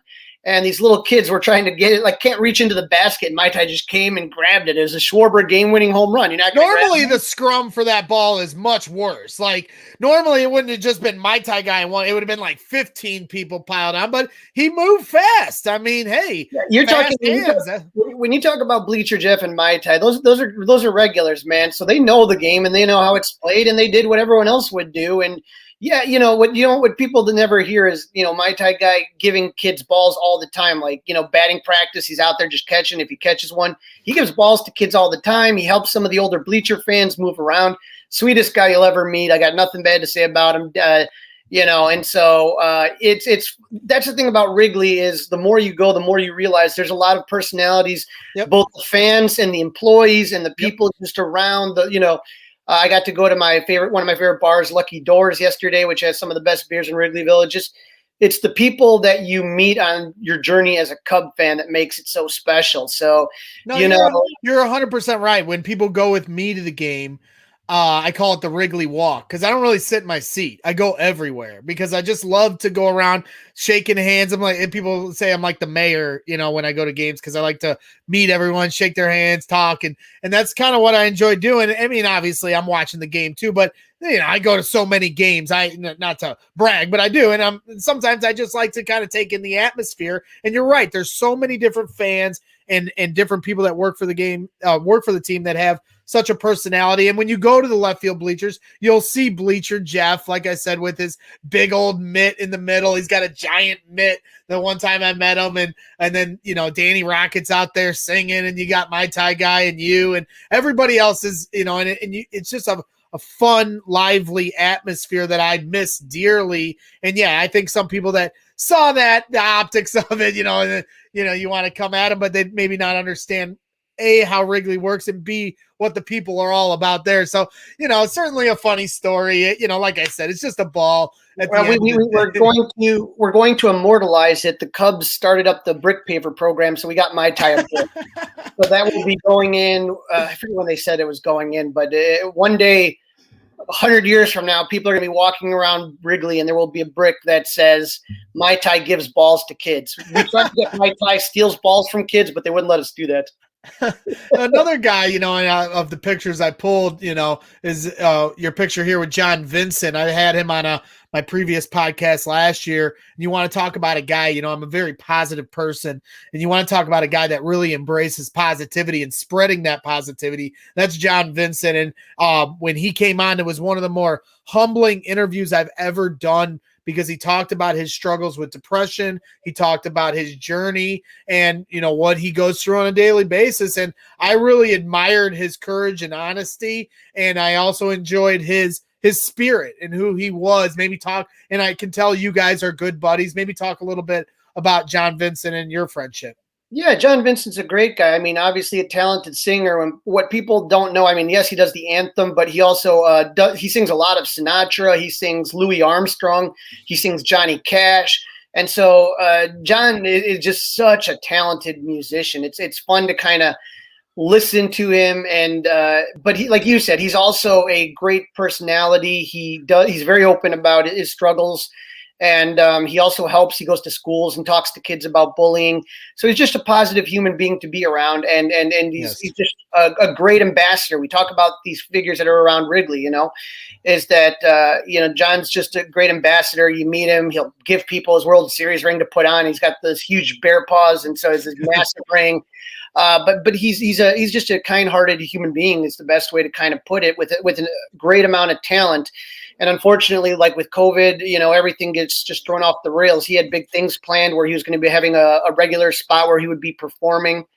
One of the last events I keep thinking about, I went to spring training in 2020, right before they closed it down. But right before then, we went to a Valentine's Day show that they were doing at Rizzo's restaurant, and it was just so fun. He's a great guy, and like I said, represents the Cub organization in a great way. Yeah, he certainly does that. His free is what he's most known for, but I'm looking forward to shaking his hand in person after the interview I did with him. Because like I said, to be that honest about who you are as a person, I don't know how many people do that anymore. And that is certainly to be cherished, because, honesty can go a long way in life, for others and for yourself. And I think he embodies that and teaches that. We were talking a little bit about what you guys do over the Sun Ranto show, a very, very entertaining Cubs show that all Cubs fans should be watching. You guys bring on so many different fans, the different vantage points. You guys were live in the rooftops. You'll be live at the stadium, I'm sure, this year. You guys do so many different things. And then, of course, you mentioned how talented Danny Rocket is with his Bleacher Bum Band. So I thought I'd share this Cubs Boat song that he delivered here a couple days ago. We've shared a lot of his music here on this show, from his Christmas parody songs and everything else. So I figured I'd share this along with the viewers to get a little taste of what you can get here at the Sun Ranto show. So here it is, the Cubs Boat. Cubs,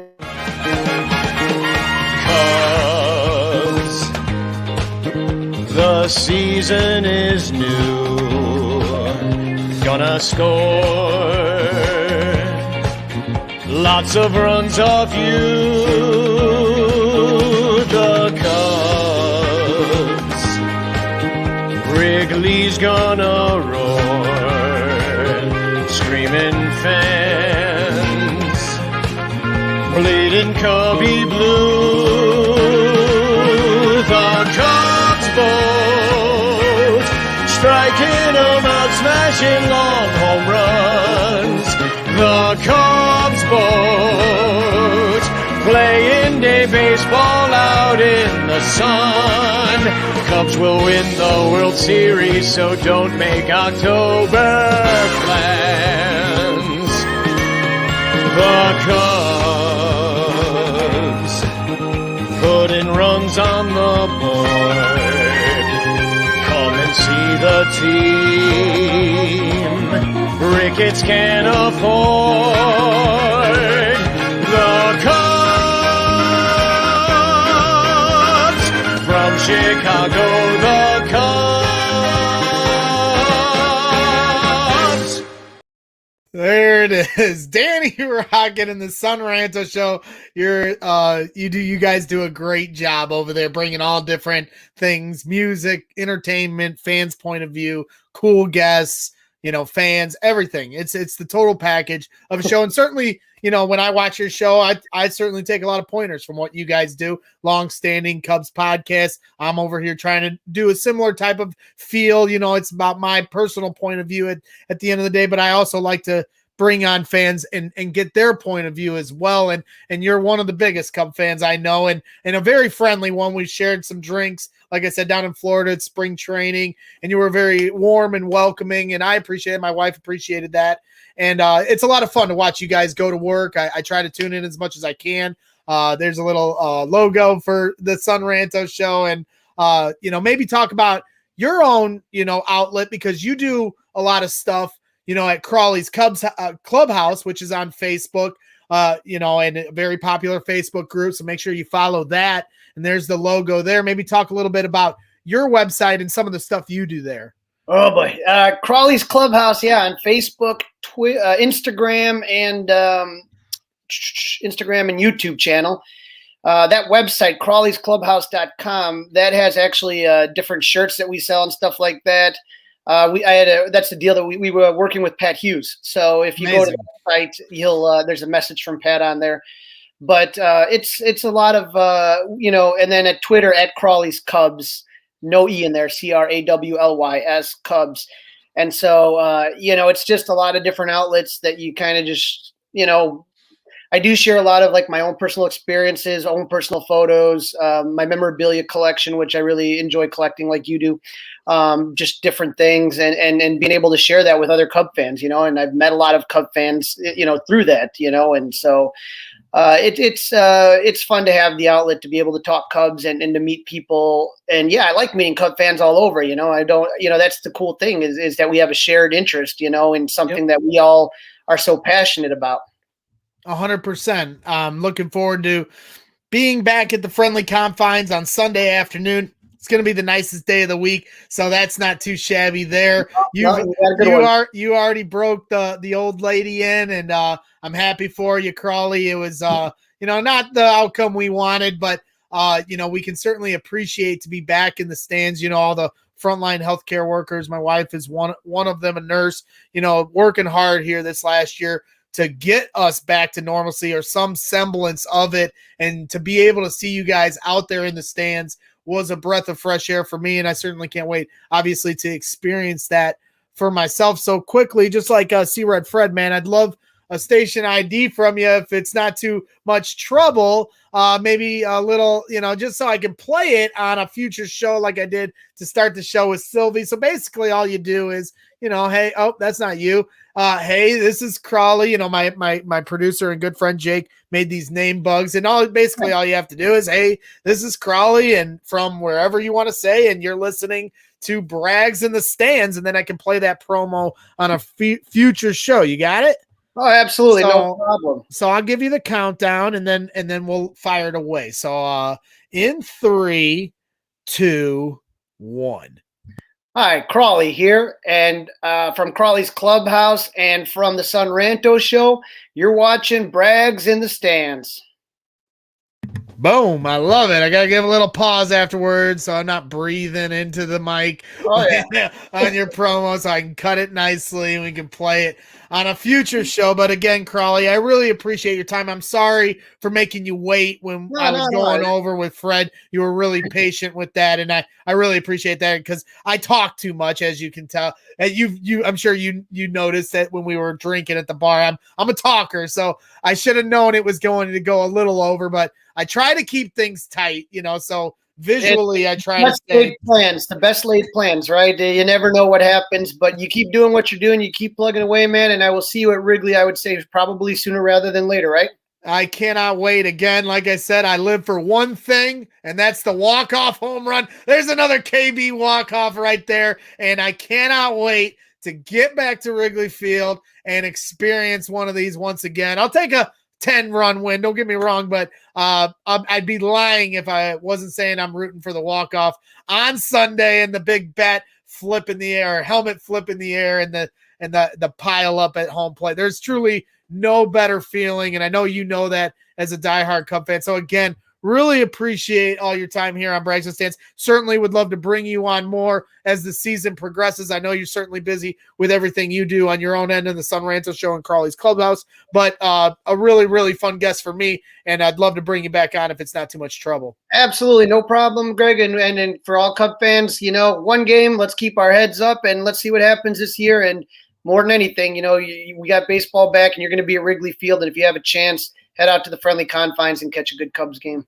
And then they can find you at Lucky Doors right outside the stadium, almost always sitting right outside on the outside patio tables, having a good time, sharing a few beers. So certainly looking forward to shaking your hand and maybe buying you a beer here real soon, Crawly. Sounds good, Greg. You guys take care and enjoy, all right? All right. That is Crawly, one of the most infamous Cub fans around. Really appreciate all his time. We got our guys in the house. We got Joe Mandel in the house. Hey, Joe, if you want to get froggy, I'll tell you what, Joe, because you're the Sox fan here. If you're watching the show right now, Joe, I'm going to send you the link. And if you want to pop in and say hi and give your little Sox spiel, you're more than welcome to. I ain't prepped nothing, so I don't have a name bug or any pictures for you. But if you wanted to come on here and say hi as one of my good friends and former co-hosts of Shy Fans in the Stands, and we've evolved here to Brags and Stands, but you're always welcome here on this show. And hold on, see what happens here. Woo! So I had to get the phone out because I'm trying to produce some things, and I got my guy Brandon here laughing at me because I'm screwing around trying to load his pictures that he sent me here. Last minute pictures, but this is what we do here at Brags and Stands. We wing it, and I want people to experience some of the stuff that you shared with me. Yeah. So while I do that, and you're going to hear a little echo unless I hit mute, I'm gonna give you the floor, Brandon, to say hello while I load your pictures. How does that sound? That's awesome. Thanks, Greg. Hey guys, longtime supporter and friend of Greg. I live in California.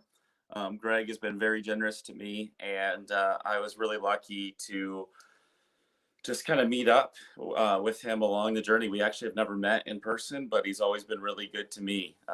And this past week, I messaged him and I let him know that I was going to be in the Chicago area. And we waited till the very last minute, but we happened to get seats I was watching on different sites to try to find tickets, and I found them. I took my wife and two girls. They were freezing. But I grew up in the Midwest myself, and so I'm used to the cold weather, but they toughed it out, and but it was cold, let me tell you. So thankfully we had a $50 blanket from Wrigley Field, thank you very much, and some hand warmers. So, but it was, yep, there they are. There you are with your families. I just loaded the pictures up. Beautiful family you got there, and you came all the way from California at the last minute to see opening day. You want to talk about passionate Cub fans? That's no greater testament right there than to take a last-minute trip from California all the way to Chicago to come see your beloved Chicago Cubs. What was the feeling like when you walked in and you got to be around fans in the stands for the first time in 18 months at Wrigley Field? Yeah, it was really great. It was just great. Like, the overall, that's my daughter Jordan right there. But there was just a different buzz around the ballpark. People were very happy. It smelled good, like the smells. As our guy Dom would say, it was incredible to see the troughs again. And overall, it was very clean, and I felt safe. I felt comfortable. Good to see fans. I sent you a picture. I saw Crane Kenny outside. He was like, literally, yeah, that's Crane right there. He was just walking around the stadium before the game, and he was really generous to grab a picture. I like that tie. Just noticing that. Yeah. But yeah, it was great. It was good to be back. That was probably my first time at Wrigley Field in a while, just because of where I live. But we enjoyed it. We had a great time. It was weird as far as the seat layout, just with seeing all these seats zip tied and stuff like that. But yeah, it was good. We were not in the sun. I was behind like 13 rows out from home plate, but the sun never reached us. So that was another a little bit hard for my kids and for my wife, just trying to stay warm. Yeah, I'm not sure exactly where your seats were, but Crawly was a little off to the left on the first baseline. So he had the sun and you were in the shade. And for people that don't know, it's like being on the dark side of the moon when you're in the shade. It's like sub-zero temperature compared to how you are in the sun. I mean, I'm a bricklayer, so that's what it's like, in Northwest Indiana laying bricks. We make sure we lay brick in the sun in the morning so we can make it to the afternoon most days. So I feel for you there. I was certainly tempted to call off at like 11 o'clock and jet up there, but I didn't let temptation grab me. And by the 7th or 8th inning, I was like, yeah, maybe it wasn't the worst thing. I can wait till Sunday if they're only going to get 2 hits. But you actually sent some really cool video along the way to me, and you actually were able to capture one of the rare hits the Cubs got, and this was Anthony Rizzo driving one up the middle, a beautiful shot from you. And yeah, you're just outside of the sunline, so that had to have been frustrating. You could literally reach out and touch the sun as you see Anthony Rizzo slide into second. But then how about Jock Peterson? He had such a great spring training, and here's your shot of him. Oh, that's not that. That's well, I guess I thought I had the Jock, but I don't. I have 2 Rizzo videos because I didn't prep correctly. But you also had the Jock Peterson sack fly in there, and that was certainly nice to see after everything we saw from Jock in spring training, leading the majors in home runs. So what are your vibes with this team? They have some new additions. Jock Peterson, obviously, just mentioned, but then some old faces coming back with Jake Arrieta. How did you like the vibe of the team, from what you saw, even though they didn't come out on top opening day? Yeah, I liked it. I did. It's one game, so we can't get too excited about, get too excited about maybe some of the negatives that we saw. I'm not sure about KB in the 4th spot, maybe the 2 spot. But overall, it was good.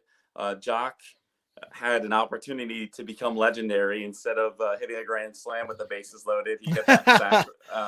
That cold wind knocked it down a little bit. He's going to have to adjust there. Yeah.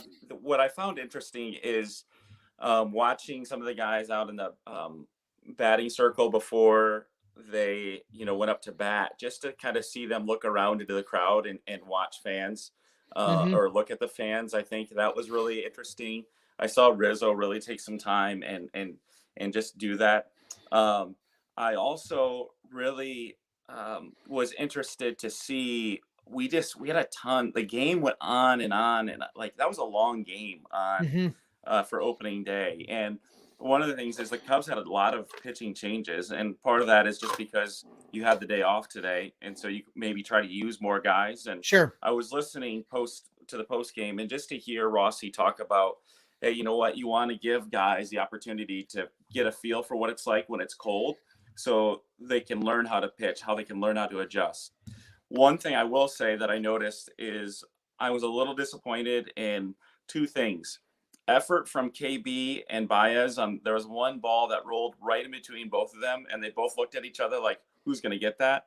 And it ended up bringing in a couple runs, and we ended up losing by that. That's a small thing, right? Well, both those guys are pretty good defensively. The only other thing too that I noticed about Javi is it'll be interesting to see how he adjusts with the camera or the video that they can get now. And so, because I saw him just swing at some of the pitches that usually he gets caught swinging at, and those sliders outside. So, and then last thing, Greg, that I wanted to tell you is that umpire at home plate was not, he was not sharp. He was definitely still. He had to get into it. He's still working on midseason form a little bit. That is right. That's right. I asked you know, what's funny is you mentioned that. I was going to, not to cut you off, but I was going to make a sign that said, "Can I still yell at the umps?" that was the sign. You know, I've made some signs going to games before. I think that's the one I'm going to make for Sunday. We'll see. Yeah, you should. Because I miss it. When I went to the Final Four, I was like, or not the Final Four, the NCAA tournament, I was like, I was going to make a sign that said, "Can I still yell at the refs?" Because that's something I love, going to the game and either heckling the other team or yelling at the umps or the refs when I think they're not doing their job right. So were you giving the ump the business being as close as you were? Man, especially basically 2 pitches into it, I was giving them the business. And to the point where my youngest daughter was plugging her ears saying, "Daddy, you're too loud." But hey, she'll learn. Yeah, it was so good just to be back. My wife was like, "Don't you think you should, save your voice?" And I was like, this is a year and a half worth of voice that I've been saving up. I need to use it. And then the other funny thing is that I'm an umpire and I referee basketball on the side. So I can critique those guys because they're ahead of me. And if they can't do it, then I'll jump behind home plate and do it for them. There you go. But it was great to be back. What'd you eat? What's that? What'd you eat? What did you have? Did you have a hot dog? Peanuts. And what else did we get? Garrett's.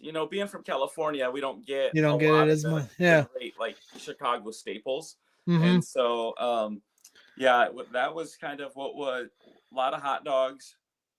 What pizza joint are you going to hit up while you're in Chicago?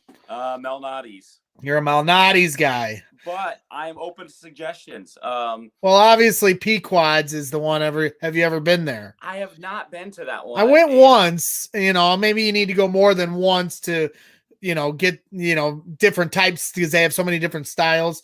But certainly a good spot. And I only had one time, so I'm not going to give this rave review like Dave Portnoy does at Barstool after one bite. It was solid and I enjoyed it. I'm not much of a deep dish guy.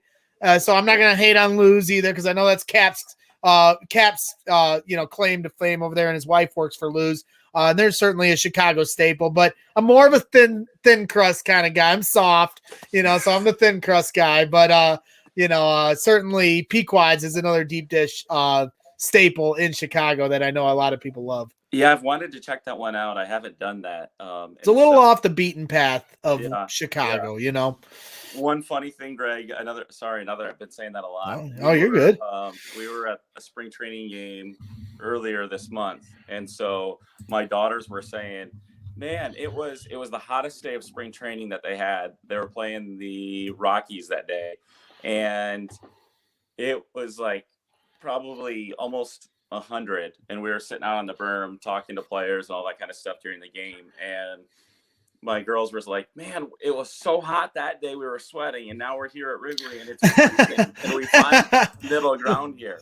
So they got both worlds. yeah, it was great being at that Cubs game too for spring training. That was the first game that Beth Mowins did, and so there was an article that Maddie Lee did from NBC Sports Chicago about Beth and interviewed my daughter. Maddie Lee did a great job, and she was featured. We were featured in the intro of that Cubs game. And that's awesome. That was kind of cool. My daughters made some posters. I love that you named your daughter Jordan because when we were having our little girl, who's now about to turn 3, Addison Grace Braggs, that was always the name I wanted to give my daughter, was Addison Grace. And then for whatever reason, like 2 months leading up to having Addison, I told Jenny, because her grandmother's name is Elizabeth, so we were kind of trying to figure out how to fit that in. And we love her grandmother. And I started to come up with Jordan because Jordan has such an impact on my life. And I like it as a girl's name. So I was like, how about Jordan Elizabeth? And so I told Jenny, you got two options. You can either do Addison Grace or Jordan Elizabeth. And she picked Addison because she liked it, a sweeter name. We don't just like it for its Cubs connotation. Both Addison and Grace are beautiful girls' names. So we liked it in that way. But I told her right when she picked it, I go, she's going to be more of a Jordan than an Addison. You'll hear her screaming upstairs every once in a while. And just the other day, I was telling her, I was like, you're still time. We can change the name of the boat here because she's not a sweet little Addison. She's more like her dad. She's crazy and all that stuff. But Addie Bops, as we call her, she's going to be a Spitfire and certainly giving me a run for my money. I'm looking forward to taking her back for her second ever trip to Wrigley Field here. Oh, wow. Just coming up. Yeah, I had a cool video of her when we walked in for the first time, Addison's first ever steps in Wrigley Field. She was only a few months old at this point. It was a real special moment. It was in September, so we weren't sure if we were going to be able to take her, but it was like that perfect kind of night, and we tried to find a seat far away from any kind of foul ball territory, and it was just a special moment for me as a dad. We took some really cool pictures that I'll cherish forever, and I'm just looking forward. Now she's older and can experience it kind of in the way your kids are. Yeah. So I'm looking forward to sharing that with her and my mom and my wife on Sunday, certainly. Greg, I don't know if you remember this, but I have an Addie too. I have an Addison. And so, okay, yes. And so we have that. We talked about having the Addison meetup. There's a lot of Addisons, and then there's a lot of Addison Graces too. Yeah. And I feel like we need to have like a giant meetup here eventually. I need to organize. You need to have a Jordan now. So did you did you get a house yet? We're fighting valiantly. It's very hard. The market's thin. The houses go quick. We put a big offer on a house and it still wasn't enough. It was very demoralizing. It was a couple of weeks ago. So we're trying to be patient, back at mom's humble abode, driving her crazy, but saving money is certainly a good thing. And, trying to pay it off that way and save up and build our future, for Addison a little better in that way. So no complaints, it's frustrating. I wanted a house with a pool by now, but I'm not going to rush it. And I certainly am not going to force the issue. I want to have the perfect house, and, worst case scenario, we just keep saving money. There ain't nothing wrong with that, brother. So we're coming. And then if we get that house, then maybe my beautiful wife, Jenny, can convince me to have number two. And then I'm sure it's going to be a girl again if we do try, because I'm destined for girls my whole life. That's what it is. I knew the first time we had one that it was going to be a girl, and I try not to say it in like a negative way, but I'd be lying if I said I didn't want a boy. I do want a boy one day, but it's like so scary. Now I've had the girl, and now number two, it's like I don't think I'll go past number two. So if we try two, and it's still a girl, it looks like it'll be a Greg versus the women once again, just like it was growing up for me. that's where I'm at, Greg. That's where I'm at. I've got I'm a girl dad, and so. But hey, ain't nothing wrong with that. And everybody told me when I was fretting about it, they're like, "Hey, she's gonna be the greatest thing that ever happened to you," and it certainly holds true. She is, as my wife puts her to sleep right now, and not me, but she certainly is the greatest thing ever, and she keeps me on my toes, but gives me a lot of love too. But we talked a little Cubs here, but I don't want to keep our other special guest here waiting. So I'll just bring him into the conversation, and we'll talk a little bit about baseball on the other side of town and baseball in general, and we'll wrap it in that way. But we got all the time in the world, and joining us here is special guest Joe Mandel, aka Joey Two Scoops. real good friend of mine and a former co-host of mine on our previous podcast of Shy Fans in the Stands. He does a lot of great work at Bears Barroom Radio Network, or Bears Barroom Network, or the Barroom Network as it's forming into now. And you do a lot of great work. You have a fantasy football show. You talk movies and TV shows on another show. And now you've started your own White Sox show. So welcome to the show. And why don't you talk a little bit about your new show and what you guys are bringing to the table for the Sox fans out there? Wait, before we do that, audible. What happened with the Sox yesterday? Well, slow down. I'm gonna let Joey intro his show, and then we'll bust his chops about his poor White Sox. We can't talk either, Brandon. We lost to the Pirates, a AA team. So, hey, Joey, why don't it's only one game in. We're not World Series bound though. We haven't bought tickets to the World Series yet, Greg. All right, time out. We're gonna let Joey introduce himself and his show, so the followers and the viewers can understand what Joey's all about and what he's doing on the White Sox front. So welcome to Brags in the Stands. Once again, Joe, you're always welcome here, especially during baseball season, so we can bust each other's balls. No doubt about it. One of my co-hosts, Johnny B, who's been in Florida training. He's a tennis instructor. He's been in Florida, so he just got back tonight, so I wasn't going to make him sit through our 2-hour fanatical session, but certainly happy to have you on and bust your chops about the Sox. But why don't you tell the viewers a little bit about what you're up to, my man? Sure thing, brother, man. Well, first of all, it's great to be here. It's great to talk with you, Greg. I miss you, buddy. So first and foremost, I just got done telling somebody I miss the freaking fart drops. I miss them. I all the time in our days at Shy Fans, and you're a great producer, and we do the fart drops and we joke about it. And Jake, when we do our stuff, he doesn't have as many. I know I'm taking over your intro, but we kind of more conversation. We have a little music here and there, but he doesn't do as many drops. And now I've been telling people I feel like I'm going through withdrawals of my Joe drop. So I miss you too in that regard, but go ahead. I'll let you go back to it. No, it's all good, man. I've grown out of the fart drops. No, I liked them. I'm being for real. I miss them now. They're fun. They're a nice change of pace.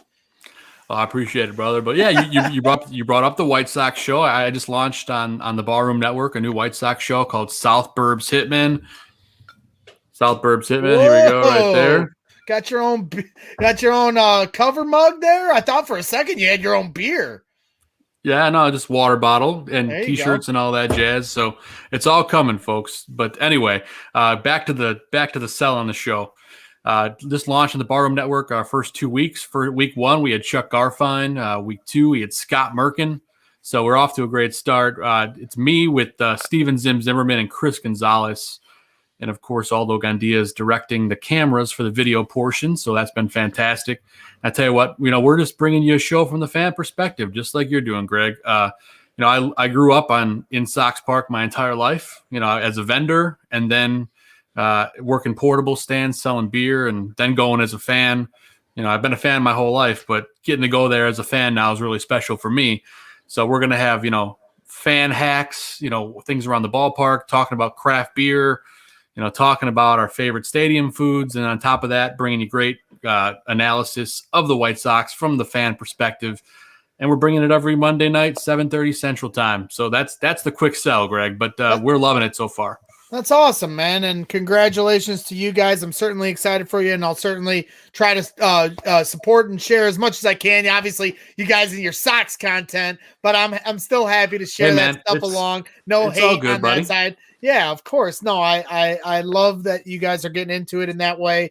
And certainly your guys' show, we can bounce off each other in the fans' perspective and different, vantage points. And I'm sure I'm going to be making my way to Comiskey, as I still call it, Comiskey Park here soon. And, so I'm excited for you guys. And the White Sox certainly are an up and coming team. They didn't get off to the start maybe they wanted to, as Brandon alluded to earlier, but certainly a team with a lot of firepower. Joe, what are your expectations coming into the season? A lot of World Series talk Obviously they took a little bit of a hit a week ago with Eloy Jimenez being out maybe till close to the end of the season. Very similar to what the Cubs went through with Kyle Schwarber, similar in their roles too, as far as who they are to the team. So there's some symmetry there. And you know how I am with symmetry, sports symmetry. Things, things tend to repeat themselves in that way. So who knows? Maybe you're going to find on Eloy Jimenez, I'm back, memo coming out in the playoffs at an opportune time for your White Sox. Do you think that is that on the forefront of your mind, getting to October and finishing the job and getting back to what the White Sox were in 2005? Or do you still need to see this young team get through a 162 game season? Because last year was obviously a unique year with COVID, and credit to them. They were able to get off to a hot start and then use that to make the playoffs, but they fell off a little bit and then they ran out of gas at the end, as young teams do when they got to learn how to climb that journey. Do you think that they're ready for that World Series talk, or do they still have a lot to learn as it pertains to grinding through an 162 game schedule? Yeah, so I think that World Series talk is real first and foremost, but I think they have a lot to learn, because with that loss of Eloy, they have to figure out how this lineup's going to work. They have to figure out what's going on. You got Vaughn in left right now, tonight anyway. You had Lurie Garcia last night. That's going to be a carousel. I mean, they got to figure that situation out first and get these bats going. As of right now, they're actually losing already 1-0 in the bottom of the first. And my co-host Steven Zimmerman hanging out down there. What's up, right. Zim? We love Zim. And I just think this team, they have all the pieces. They have all the pitching. I think they have the best pitching staff in the American League, from starters to the bullpen, all the way around. If they can figure out how to get this lineup moving, I think they're really going to be dangerous. And I'm not kidding, and I'm not drinking the Kool-Aid. I think this team, if they fire on all cylinders, could easily win 90, 92 games. Well, they certainly have all the talent, even short of Eloy. Pitching, the defense, and then obviously the firepower at the plate. They showed that last year.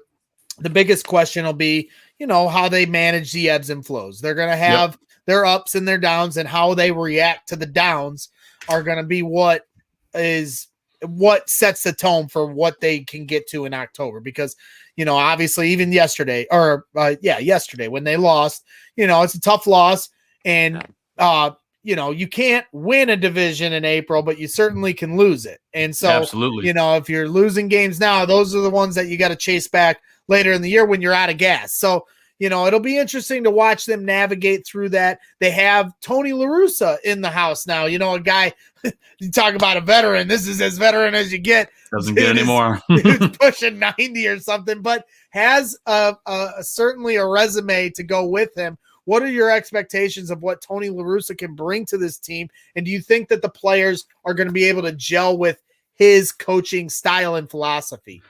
Yeah, I think the players already are gelling with the team. I don't know if you saw intros during the game. You probably weren't watching last night, Greg, but Tim Anderson ran out behind Tony La Russa and slapped him on the ass on live television. So this team's really feeling the Kool-Aid. They were talking last night how Albert Pujols, used to be under Tony La Russa, was talking to Jose Abreu and how he's really loving, his new manager. I think he's going to bring a great amount of expertise, especially to managing that bullpen, something Ricky Renteria really couldn't do. And I think he's going to bring that to this team. He's trying to figure out this lineup. I don't think you're going to see dud lineups over and over again like Ricky would do last year. I think you're going to see a lot of movement in this lineup from day to day. I think you're going to see a lot of different catcher play. I think you're going to see Collins, you're going to see Mercedes, you're going to see Grandal, and they're all going to move. I think you're going to see a lot of different guys playing day to day. And I'm just excited to see what Tony La Russa is going to do. So I have high expectations for him.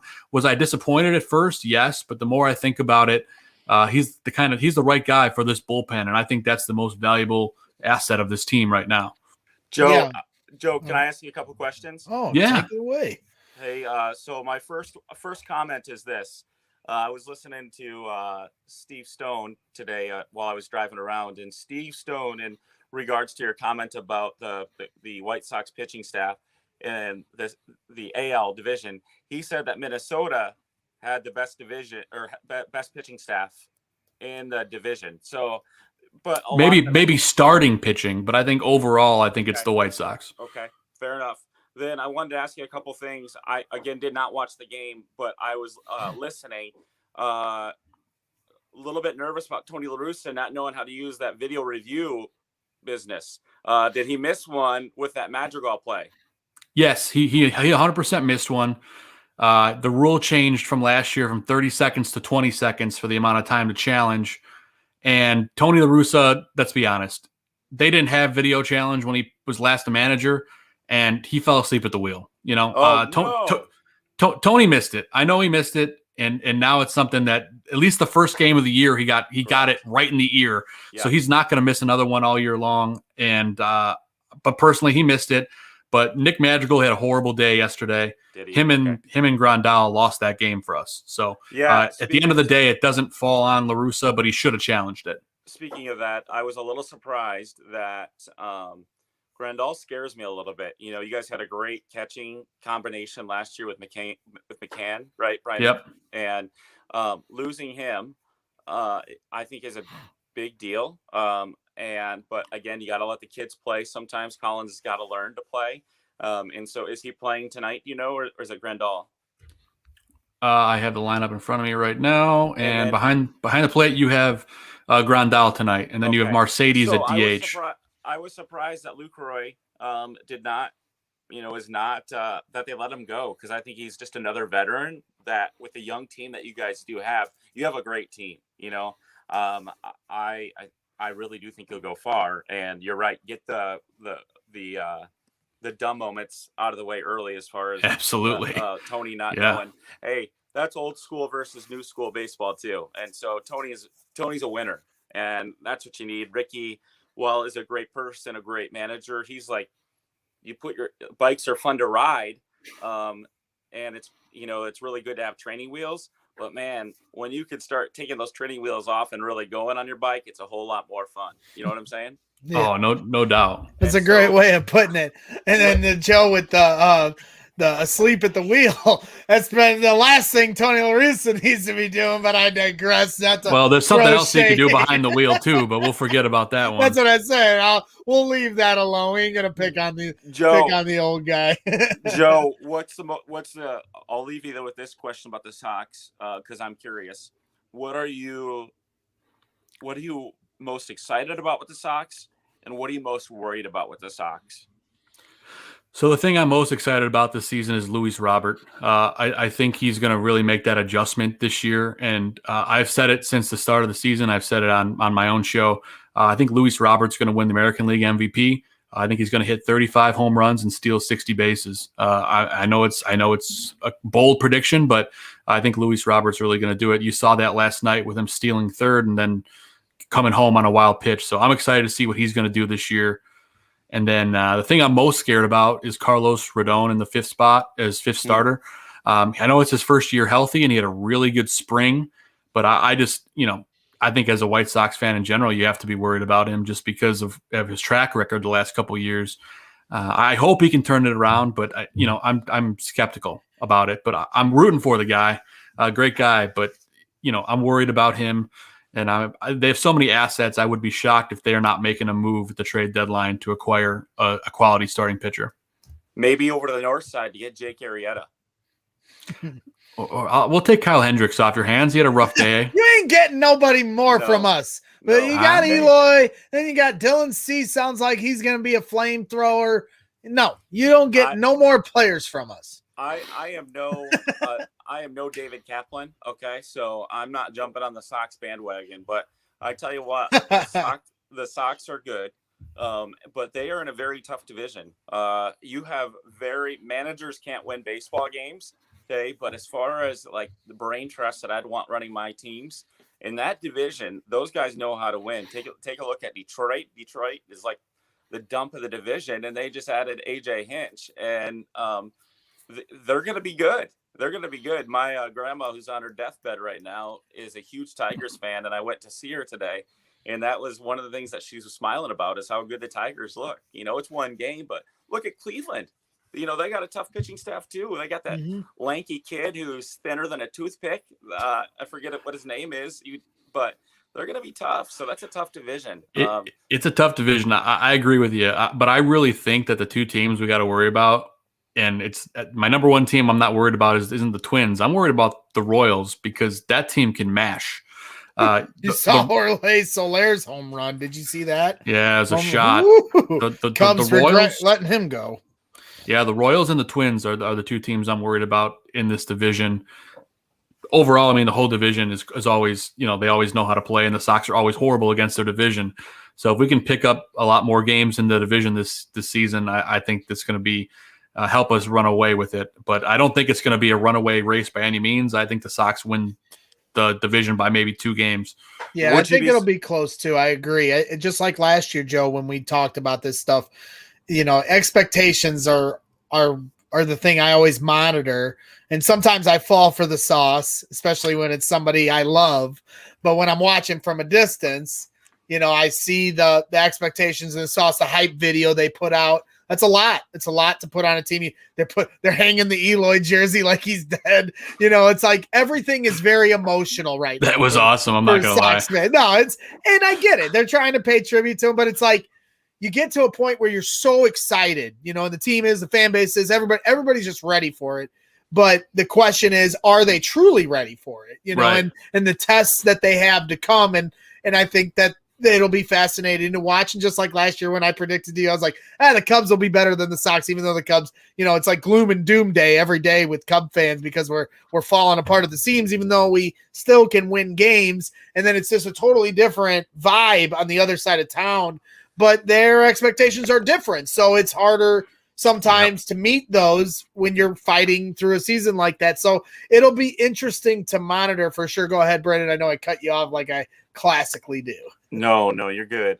I was just going to say that speaking of hanging up the Eloy jersey, I don't know if you saw, but Dom said, why don't we hang up the Rowan Wick jersey? It's good for morale, that's for sure. So, Joe, I don't know if you know, but Rowan Wick is a really good reliever that we have, and he's been injured. But it would be funny if the Cubs did that, just to play a little, just have a little fun with it and put a Rowan Wick jersey in the dugout just for one game. But I think the Sox and Cubs Twitter would be set ablaze, and I'm going to stay out of it because last year I gave my opinion on the L flags, and I had the fire of 1,000 suns from Sox Twitter coming at me for it. True. So I want to stay out of it because I'm sure the Sox are going to do better than the Cubs, so I got to keep my mouth shut. Well, Greg, speaking of that Sox and Cubs thing, we gotta follow up on the bet from last year. Let's do it. I say we follow up on the bet. Let's think. We don't have to rush and think. No, not right now. What the parameters we got are. Plenty of time. Obviously we did the jersey thing. I should have had the picture, but you're a surprise guest tonight, and I should have had you on. But honestly, I was going to have you on when Johnny B was on because he's our Sox guy. So he's a diehard Sox fan. And he's a big Chiefs guy. That's what he's most known for. But he's a Sox fan too. So we were certainly going to, somewhat cover the White Sox. I'm not going to go crazy with it over here at Bragg's in the stands. I figured. But at the same time, I don't have a problem talking, and especially when Cubs and Sox clash. So I am happy to take you up on the bet, and we'll have to come up with some good ideas as far as what the parameters of the bet could be. Maybe Chubbs in the chat could give us a good a parameter on what the thing can be, or little Kevin. I got little Kevin in the chat, one of my biggest trolls. Here he is. He's watching very quietly. Normally he's much louder in the chat room, but he's being very quiet. He's got Mitch for MVP next year. So, I don't know about that. Kevin's a delusion. You see in his picture, he's still with Mitch, standing with Mitch. He's a very delusional Mitch Trubisky fan, and he'll never let it go. I don't know what to say to you, but let it go. Let it go, Kevin. He's gone, okay? I know you love him, but I digress. To save the day. QB1, sir. You show some respect. Now, I still believe, not to get off track here, but I still believe we're still in the Russell Wilson sweepstakes. I was talking to Shane about that the other day, Shane Marsaw from the Tape Never Lies Network, and I was telling him I still don't think that is completely done. To me, I think on draft day, you could possibly see a blockbuster move because I think the Seahawks are crazy for passing up the offer they were given, considering that they might be getting rid of them next year anyway. So maybe the offer is upped on draft day and maybe they bite. Maybe they want to see what the Bears get at 20 before they bite. I don't really know, but I'm not letting go of the Russell Wilson dream, but I'm also a hopeless romantic that constantly falls for these things. So that's what I'll be doing as we approach draft, the NFL draft, which is just a few weeks away, but it's baseball, on the forefront right now. That's for sure. I got a baseball Bears question for you guys. Uh-oh. Okay. So what's going to happen first? You ready? Will the Bears get Russell Wilson? What's more likely to happen? The Bears getting Russell Wilson or the White Sox winning the World Series this year? Ooh, I'll let Joe go first. Bears getting Russell Wilson or the White Sox winning just the World this Series? year or the next 2 years? Nope, this year. Oh, okay. That changes things. I don't know. They already turned down that massive offer from us. I think the Sox are more likely to win the World Series. I would love to get Russell Wilson. Believe me, I would love that, but I just don't see it, especially after that news conference, the press conference today. Yeah. Those guys seem like they're lost at sea. So yeah, they're digging their feet in the dirt in ignorance. There's no question there. I'd have to agree with you, Joe. I think that the more likely, as much as my dream is still holding of Russell, it's still only that, a dream. Because it takes two to tango. And even though the Bears want to tango, Pete Carroll needs some more convincing. I think that Seahawks fan base needs some more convincing. And I don't know if, they offered 3 first-round picks and a couple players and maybe a later pick. I can't remember exactly what the package was.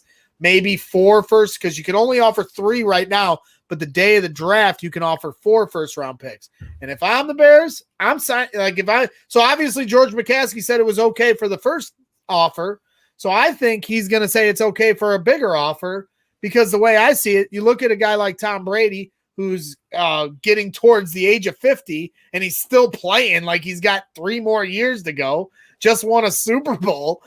And Russell Wilson is that type of player that I could see, even though at his age, I could still see him playing another 10 years. So, yeah, you're giving up 4 first-round picks, but now you have your quarterback for the next decade because we all know what Russell Wilson brings to the table. The question is, the longevity, can he reach that as he gets past 40? Most quarterbacks can't do that, but we're in a different generation of football, and Tom Brady's kind of paved a new path for some of these quarterbacks to go deeper. So I'm willing to sign off on a crazy trade like that. I know there's a lot of Bears fans that would kill George McCaskey and Ted Phillips and Ryan Pace if they did it, but hey, they're here. I would have cleaned house, but now that they're here, I'd like to see them try. If it didn't work and they got Russell and it all fell apart like it did with Jay Cutler, fine. But I'm not going to blame them for not trying. So that's where I stand with that.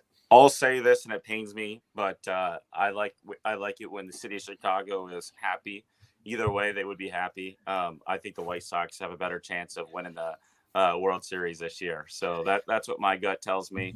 Well, your co-host Joe has the Sox winning this year as well, as he should. I will say this: whose mansion still sits empty, and Michael Jeffrey have a legendary person fill that role. Can you imagine Russell Wilson and Sierra moving in there? I'm trying to buy that house. I showed Jenny the other day they've been dropping the price because nobody will buy it. It's been on the market for years. No kidding. I'll take it. Right. I need some help though. I need a GoFundMe campaign. With the money you make laying bricks. Come on, dog. Come on. If we start a GoFundMe campaign and I get the house, I'll have an open door policy for all of Bears Twitter. That might be dangerous, but it's such a big house. I feel like I could probably hide somewhere in it. Pretty dangerous. It's very dangerous. 29 bathrooms there. I just hide in one of those when Bears Twitter comes to the house and rips the place to shambles. We wouldn't even need fart drops in that house. No, you wouldn't. You'd have plenty of farts rolling around in that house. No doubt about it. I'm going to sign off. Joe, it was a pleasure to meet you. Yeah, you as well. Well this year, Greg. Enjoy the game on Sunday. All right. Hey, why don't you give a station ID while you're here, huh? Man, I'd love to do that. All right, let's do it. Here, I'll push your name up, and you know the drill. You state your name and whatever else you want to add, and who you are, and you're listening to Brags and Stands. I'll give you the countdown. Are you ready? Let's do it. In 3, 2, 1. This is Brandon the Badger Badgema. You are watching Greg Brags in the stands. If you're not watching, you're missing it. Watch it every time. That was terrible. Try it again. Run it back, Brandon. I like that you were trying to ad lib. I do. I appreciate that.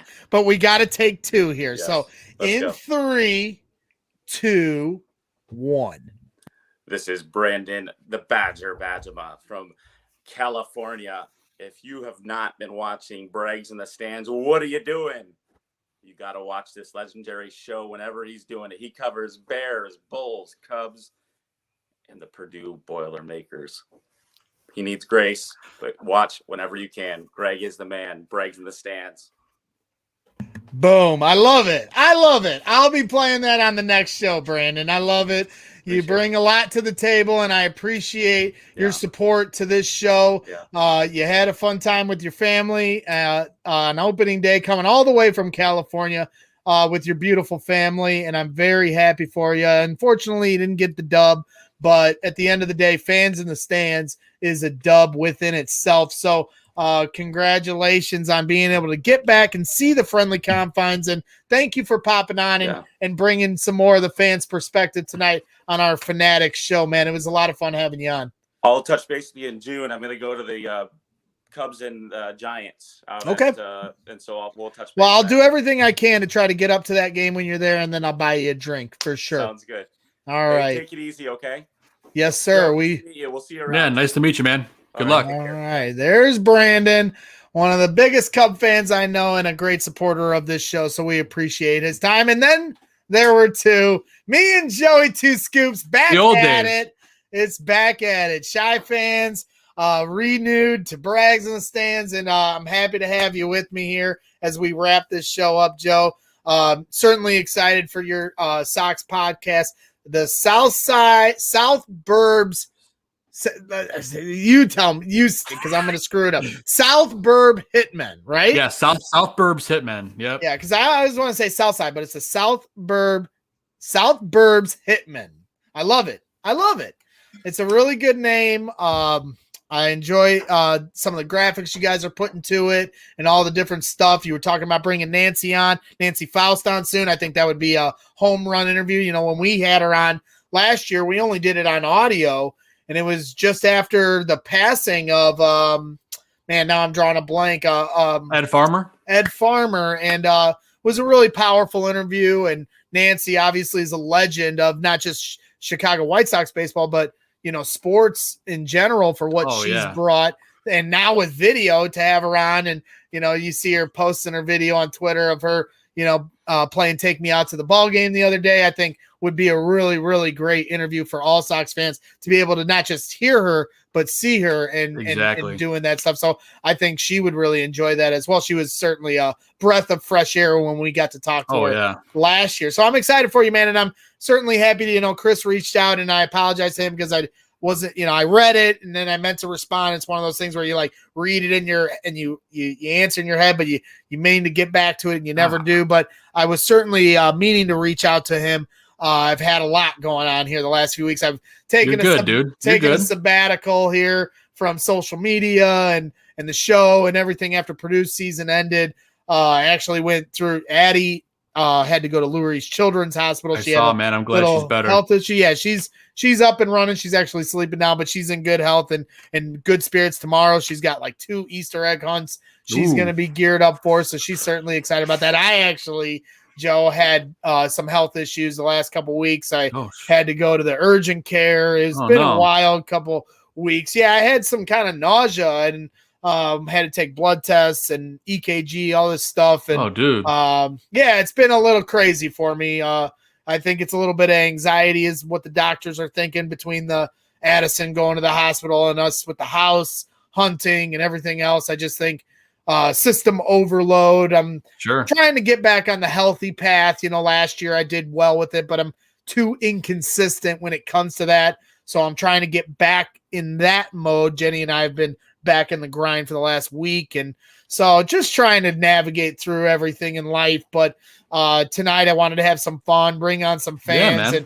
and chop it up. So I was happy to see you in the chat, and certainly glad to bring you on and chop it up, man. You're one of my good friends, and we shared a lot of good fun and laughs on our show, and appreciate you always supporting what I do, and of course, I'm always going to support what you're up to, and as best I can, and means a lot. It's been a lot of fun here tonight, just having some fun chopping it up. Even with all the guests I've had, it was like one of the first times I didn't write out a million questions. I just spun it, and I feel like sometimes those are the best conversations to be had. So, we've been running here for about we're almost at the 2.5 hour mark, so we can wrap it up here soon. But I gotta make sure I get my read to my guy over at FanBag. So let me make sure I do that. So before I get to the end of the show, want to give a shout out to Brian Potter over at FanBag. So this Fanatics interviews from Crawly to See Red Fred to our guy Brandon, and of course Joe Mandel from the South Burbs Hitman show that just came out on the Barroom Network, was brought to you by FanBags Cornhole, Chicago's official supplier of professional cornhole boards and bags. Choose from any of their officially licensed designs, or have my boy Brian design a custom set using anything from a selfie to your company's logo. Visit www.fanbagscornhole.com and use the promo code BRAGS for 10% off. And I'm trying to find the dang look at this, Joe. Look at I'm screwing up. I had it, but now I don't have it. Hold on. Here it is. Look at that. See that, Joe? You like that? Yeah. That's www.fanbagscornhole.com and use the promo code BRAGS for 10% off. Step up your game with FanBags Cornhole. Bam, I did it. See, I tried to walk and chew gum at the same time, but I'm not good at that, Joe, and I think you of all people would know that. So I did my best. Good, I'm sorry, Brian, with the readout. I'll get it one of these days. I never hit it completely perfect, but that's what we strive for, is perfection. We're never going to hit it. Just strive for it. The journey is better than the destination at the end of the day. So, yeah, man, it's been a crazy couple of weeks. My boiler heart was broken, Joe. I was rooting on my guys. They didn't even get out of the first round. It was a tough exit against North Texas. Another loyal friend of the show. He's from North Texas. Drew Amsler, his grandfather Marty played for the Bears, and he's from the North Texas area. So he was killing me softly a little bit the other day. He's a big fan, so that's fine. I was happy for the North Texas fans. They showed out, from all the way from North Texas to show up the way they did. Had my antennas up, because I was like, wow, like they must be worth the trip for all their entire North Texas fan base was there. So that had my antennas up. They didn't win. Yep. So, but Purdue's got a primed year next year. It was really cool to see, the March Madness logo, and it was just cool environment to be at, and looking forward to next year, because I think Purdue's going to be one of the best teams in the country. So we shall see, though. That's for another day here soon. Here, I'll share the final, because I gave up. I gave up on college basketball. I could care less about the Final Four on Saturday. I'm sure Gonzaga's going to run away with it. But here was a moment in the stands. I was at the game for the Madness, and it ended up going to overtime. And here was Travion Williams tying it in overtime. One of the best moments of the game. You're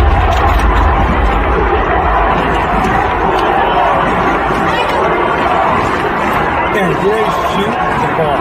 You're pissing me. Yep, I love it. One all day long. All day long.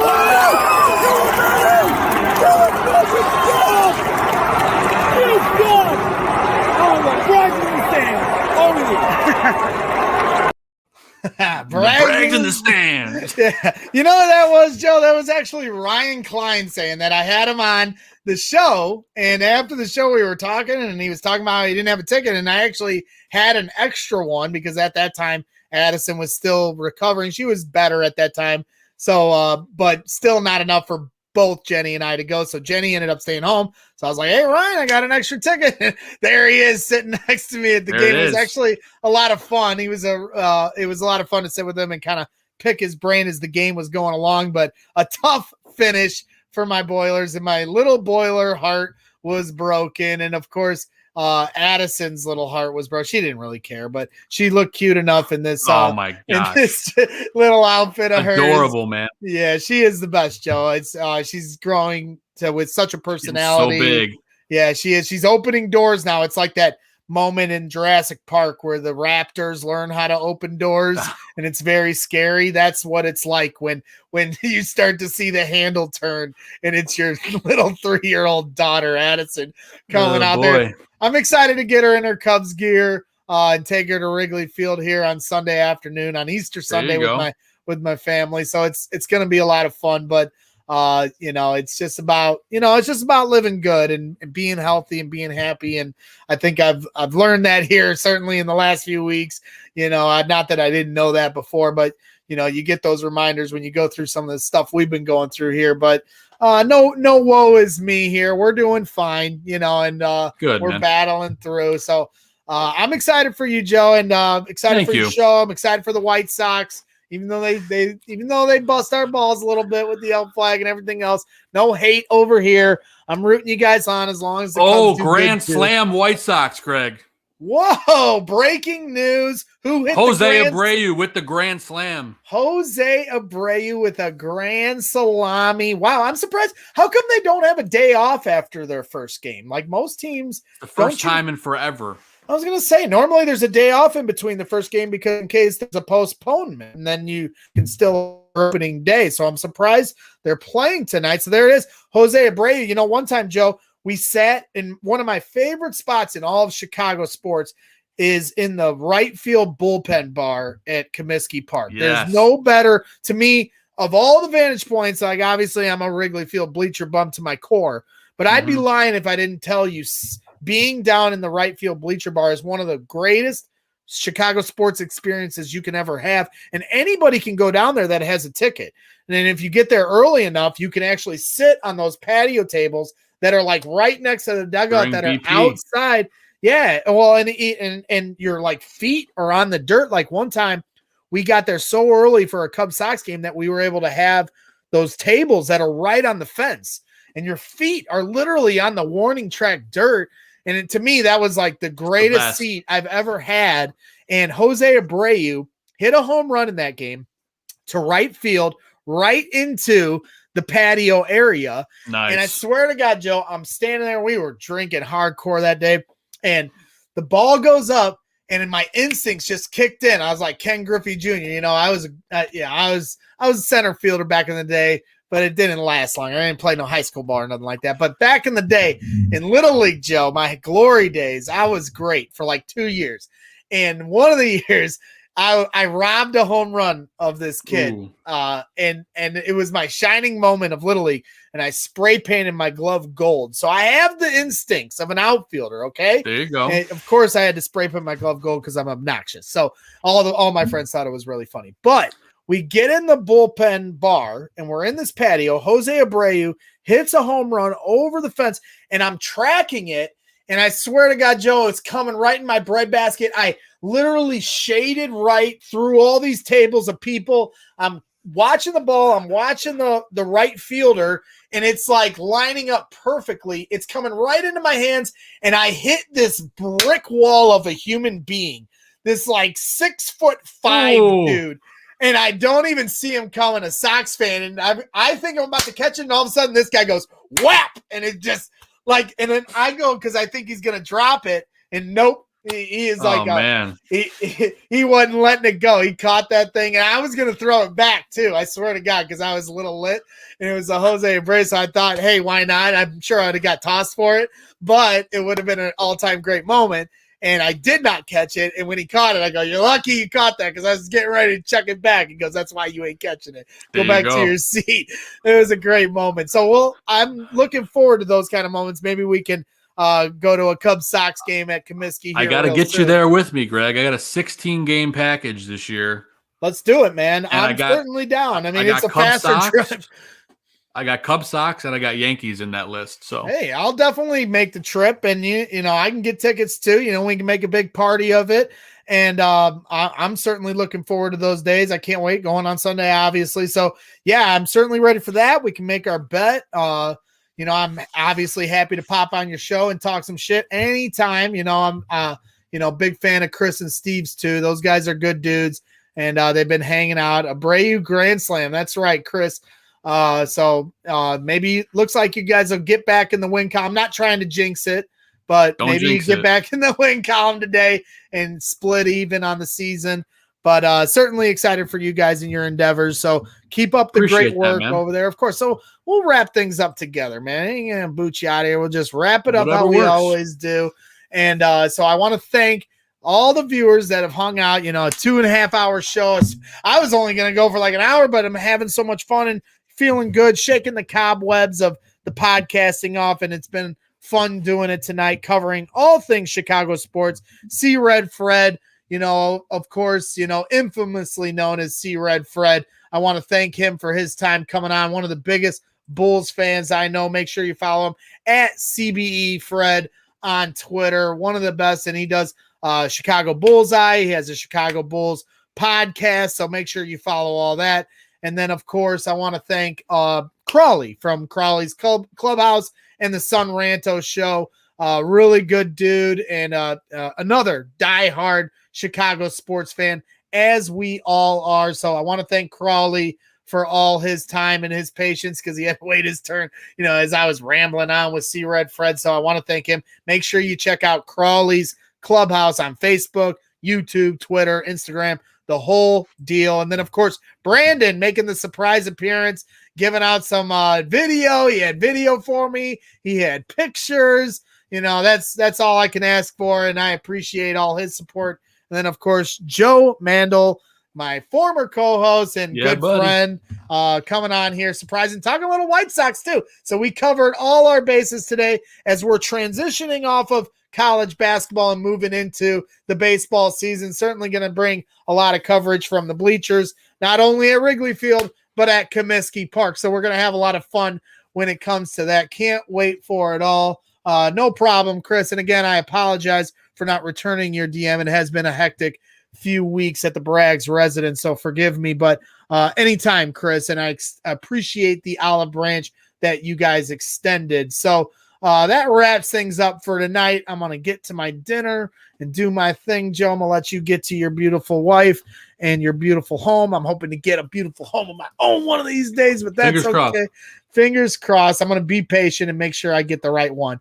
But I'm going to end it with a way we ended our show maybe a year ago to this day. Maybe not today, but a year ago, we were going through craziness. I mean, what's the date? It's April 2nd. And a year ago this day, sports was officially canceled on the face of the planet. And we had nothing but, honestly, the podcast to go to as our release just from craziness. And I will always cherish those days, because those few months, 4 or 5 months where we didn't have any sports, were some of the hardest. And April 2nd of last year, I think we really didn't know what we were about to get into, but we were a month into it, and it was already certainly getting tough at that time. And we finished one of our Shy Fans in the Stands shows with a song from my guys, Mr. Funny Man, that had a great message about, keeping the show going on. And, with everything I've had going on the last couple weeks, and, this country, getting back to normalcy, I think these words still hold very strong. So we're going to end it with Mr. Funny Man, and the show must go on. So again, for my guy Joe, I'm Gregory Braggs Jr., and this is Braggs in the Stands. And of course, the show must go on. See?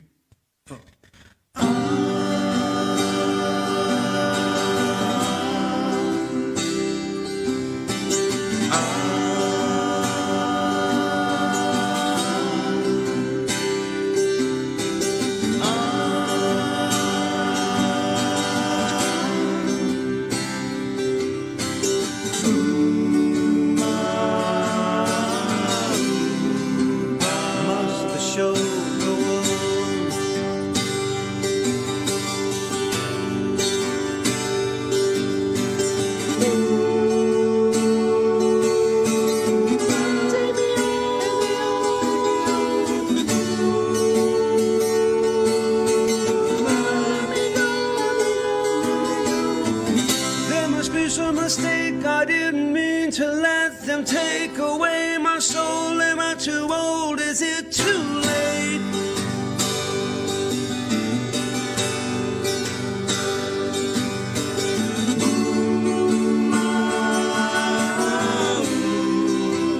Where's the feeling gone?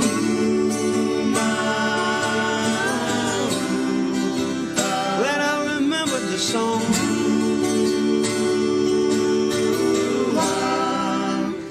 The show must go on.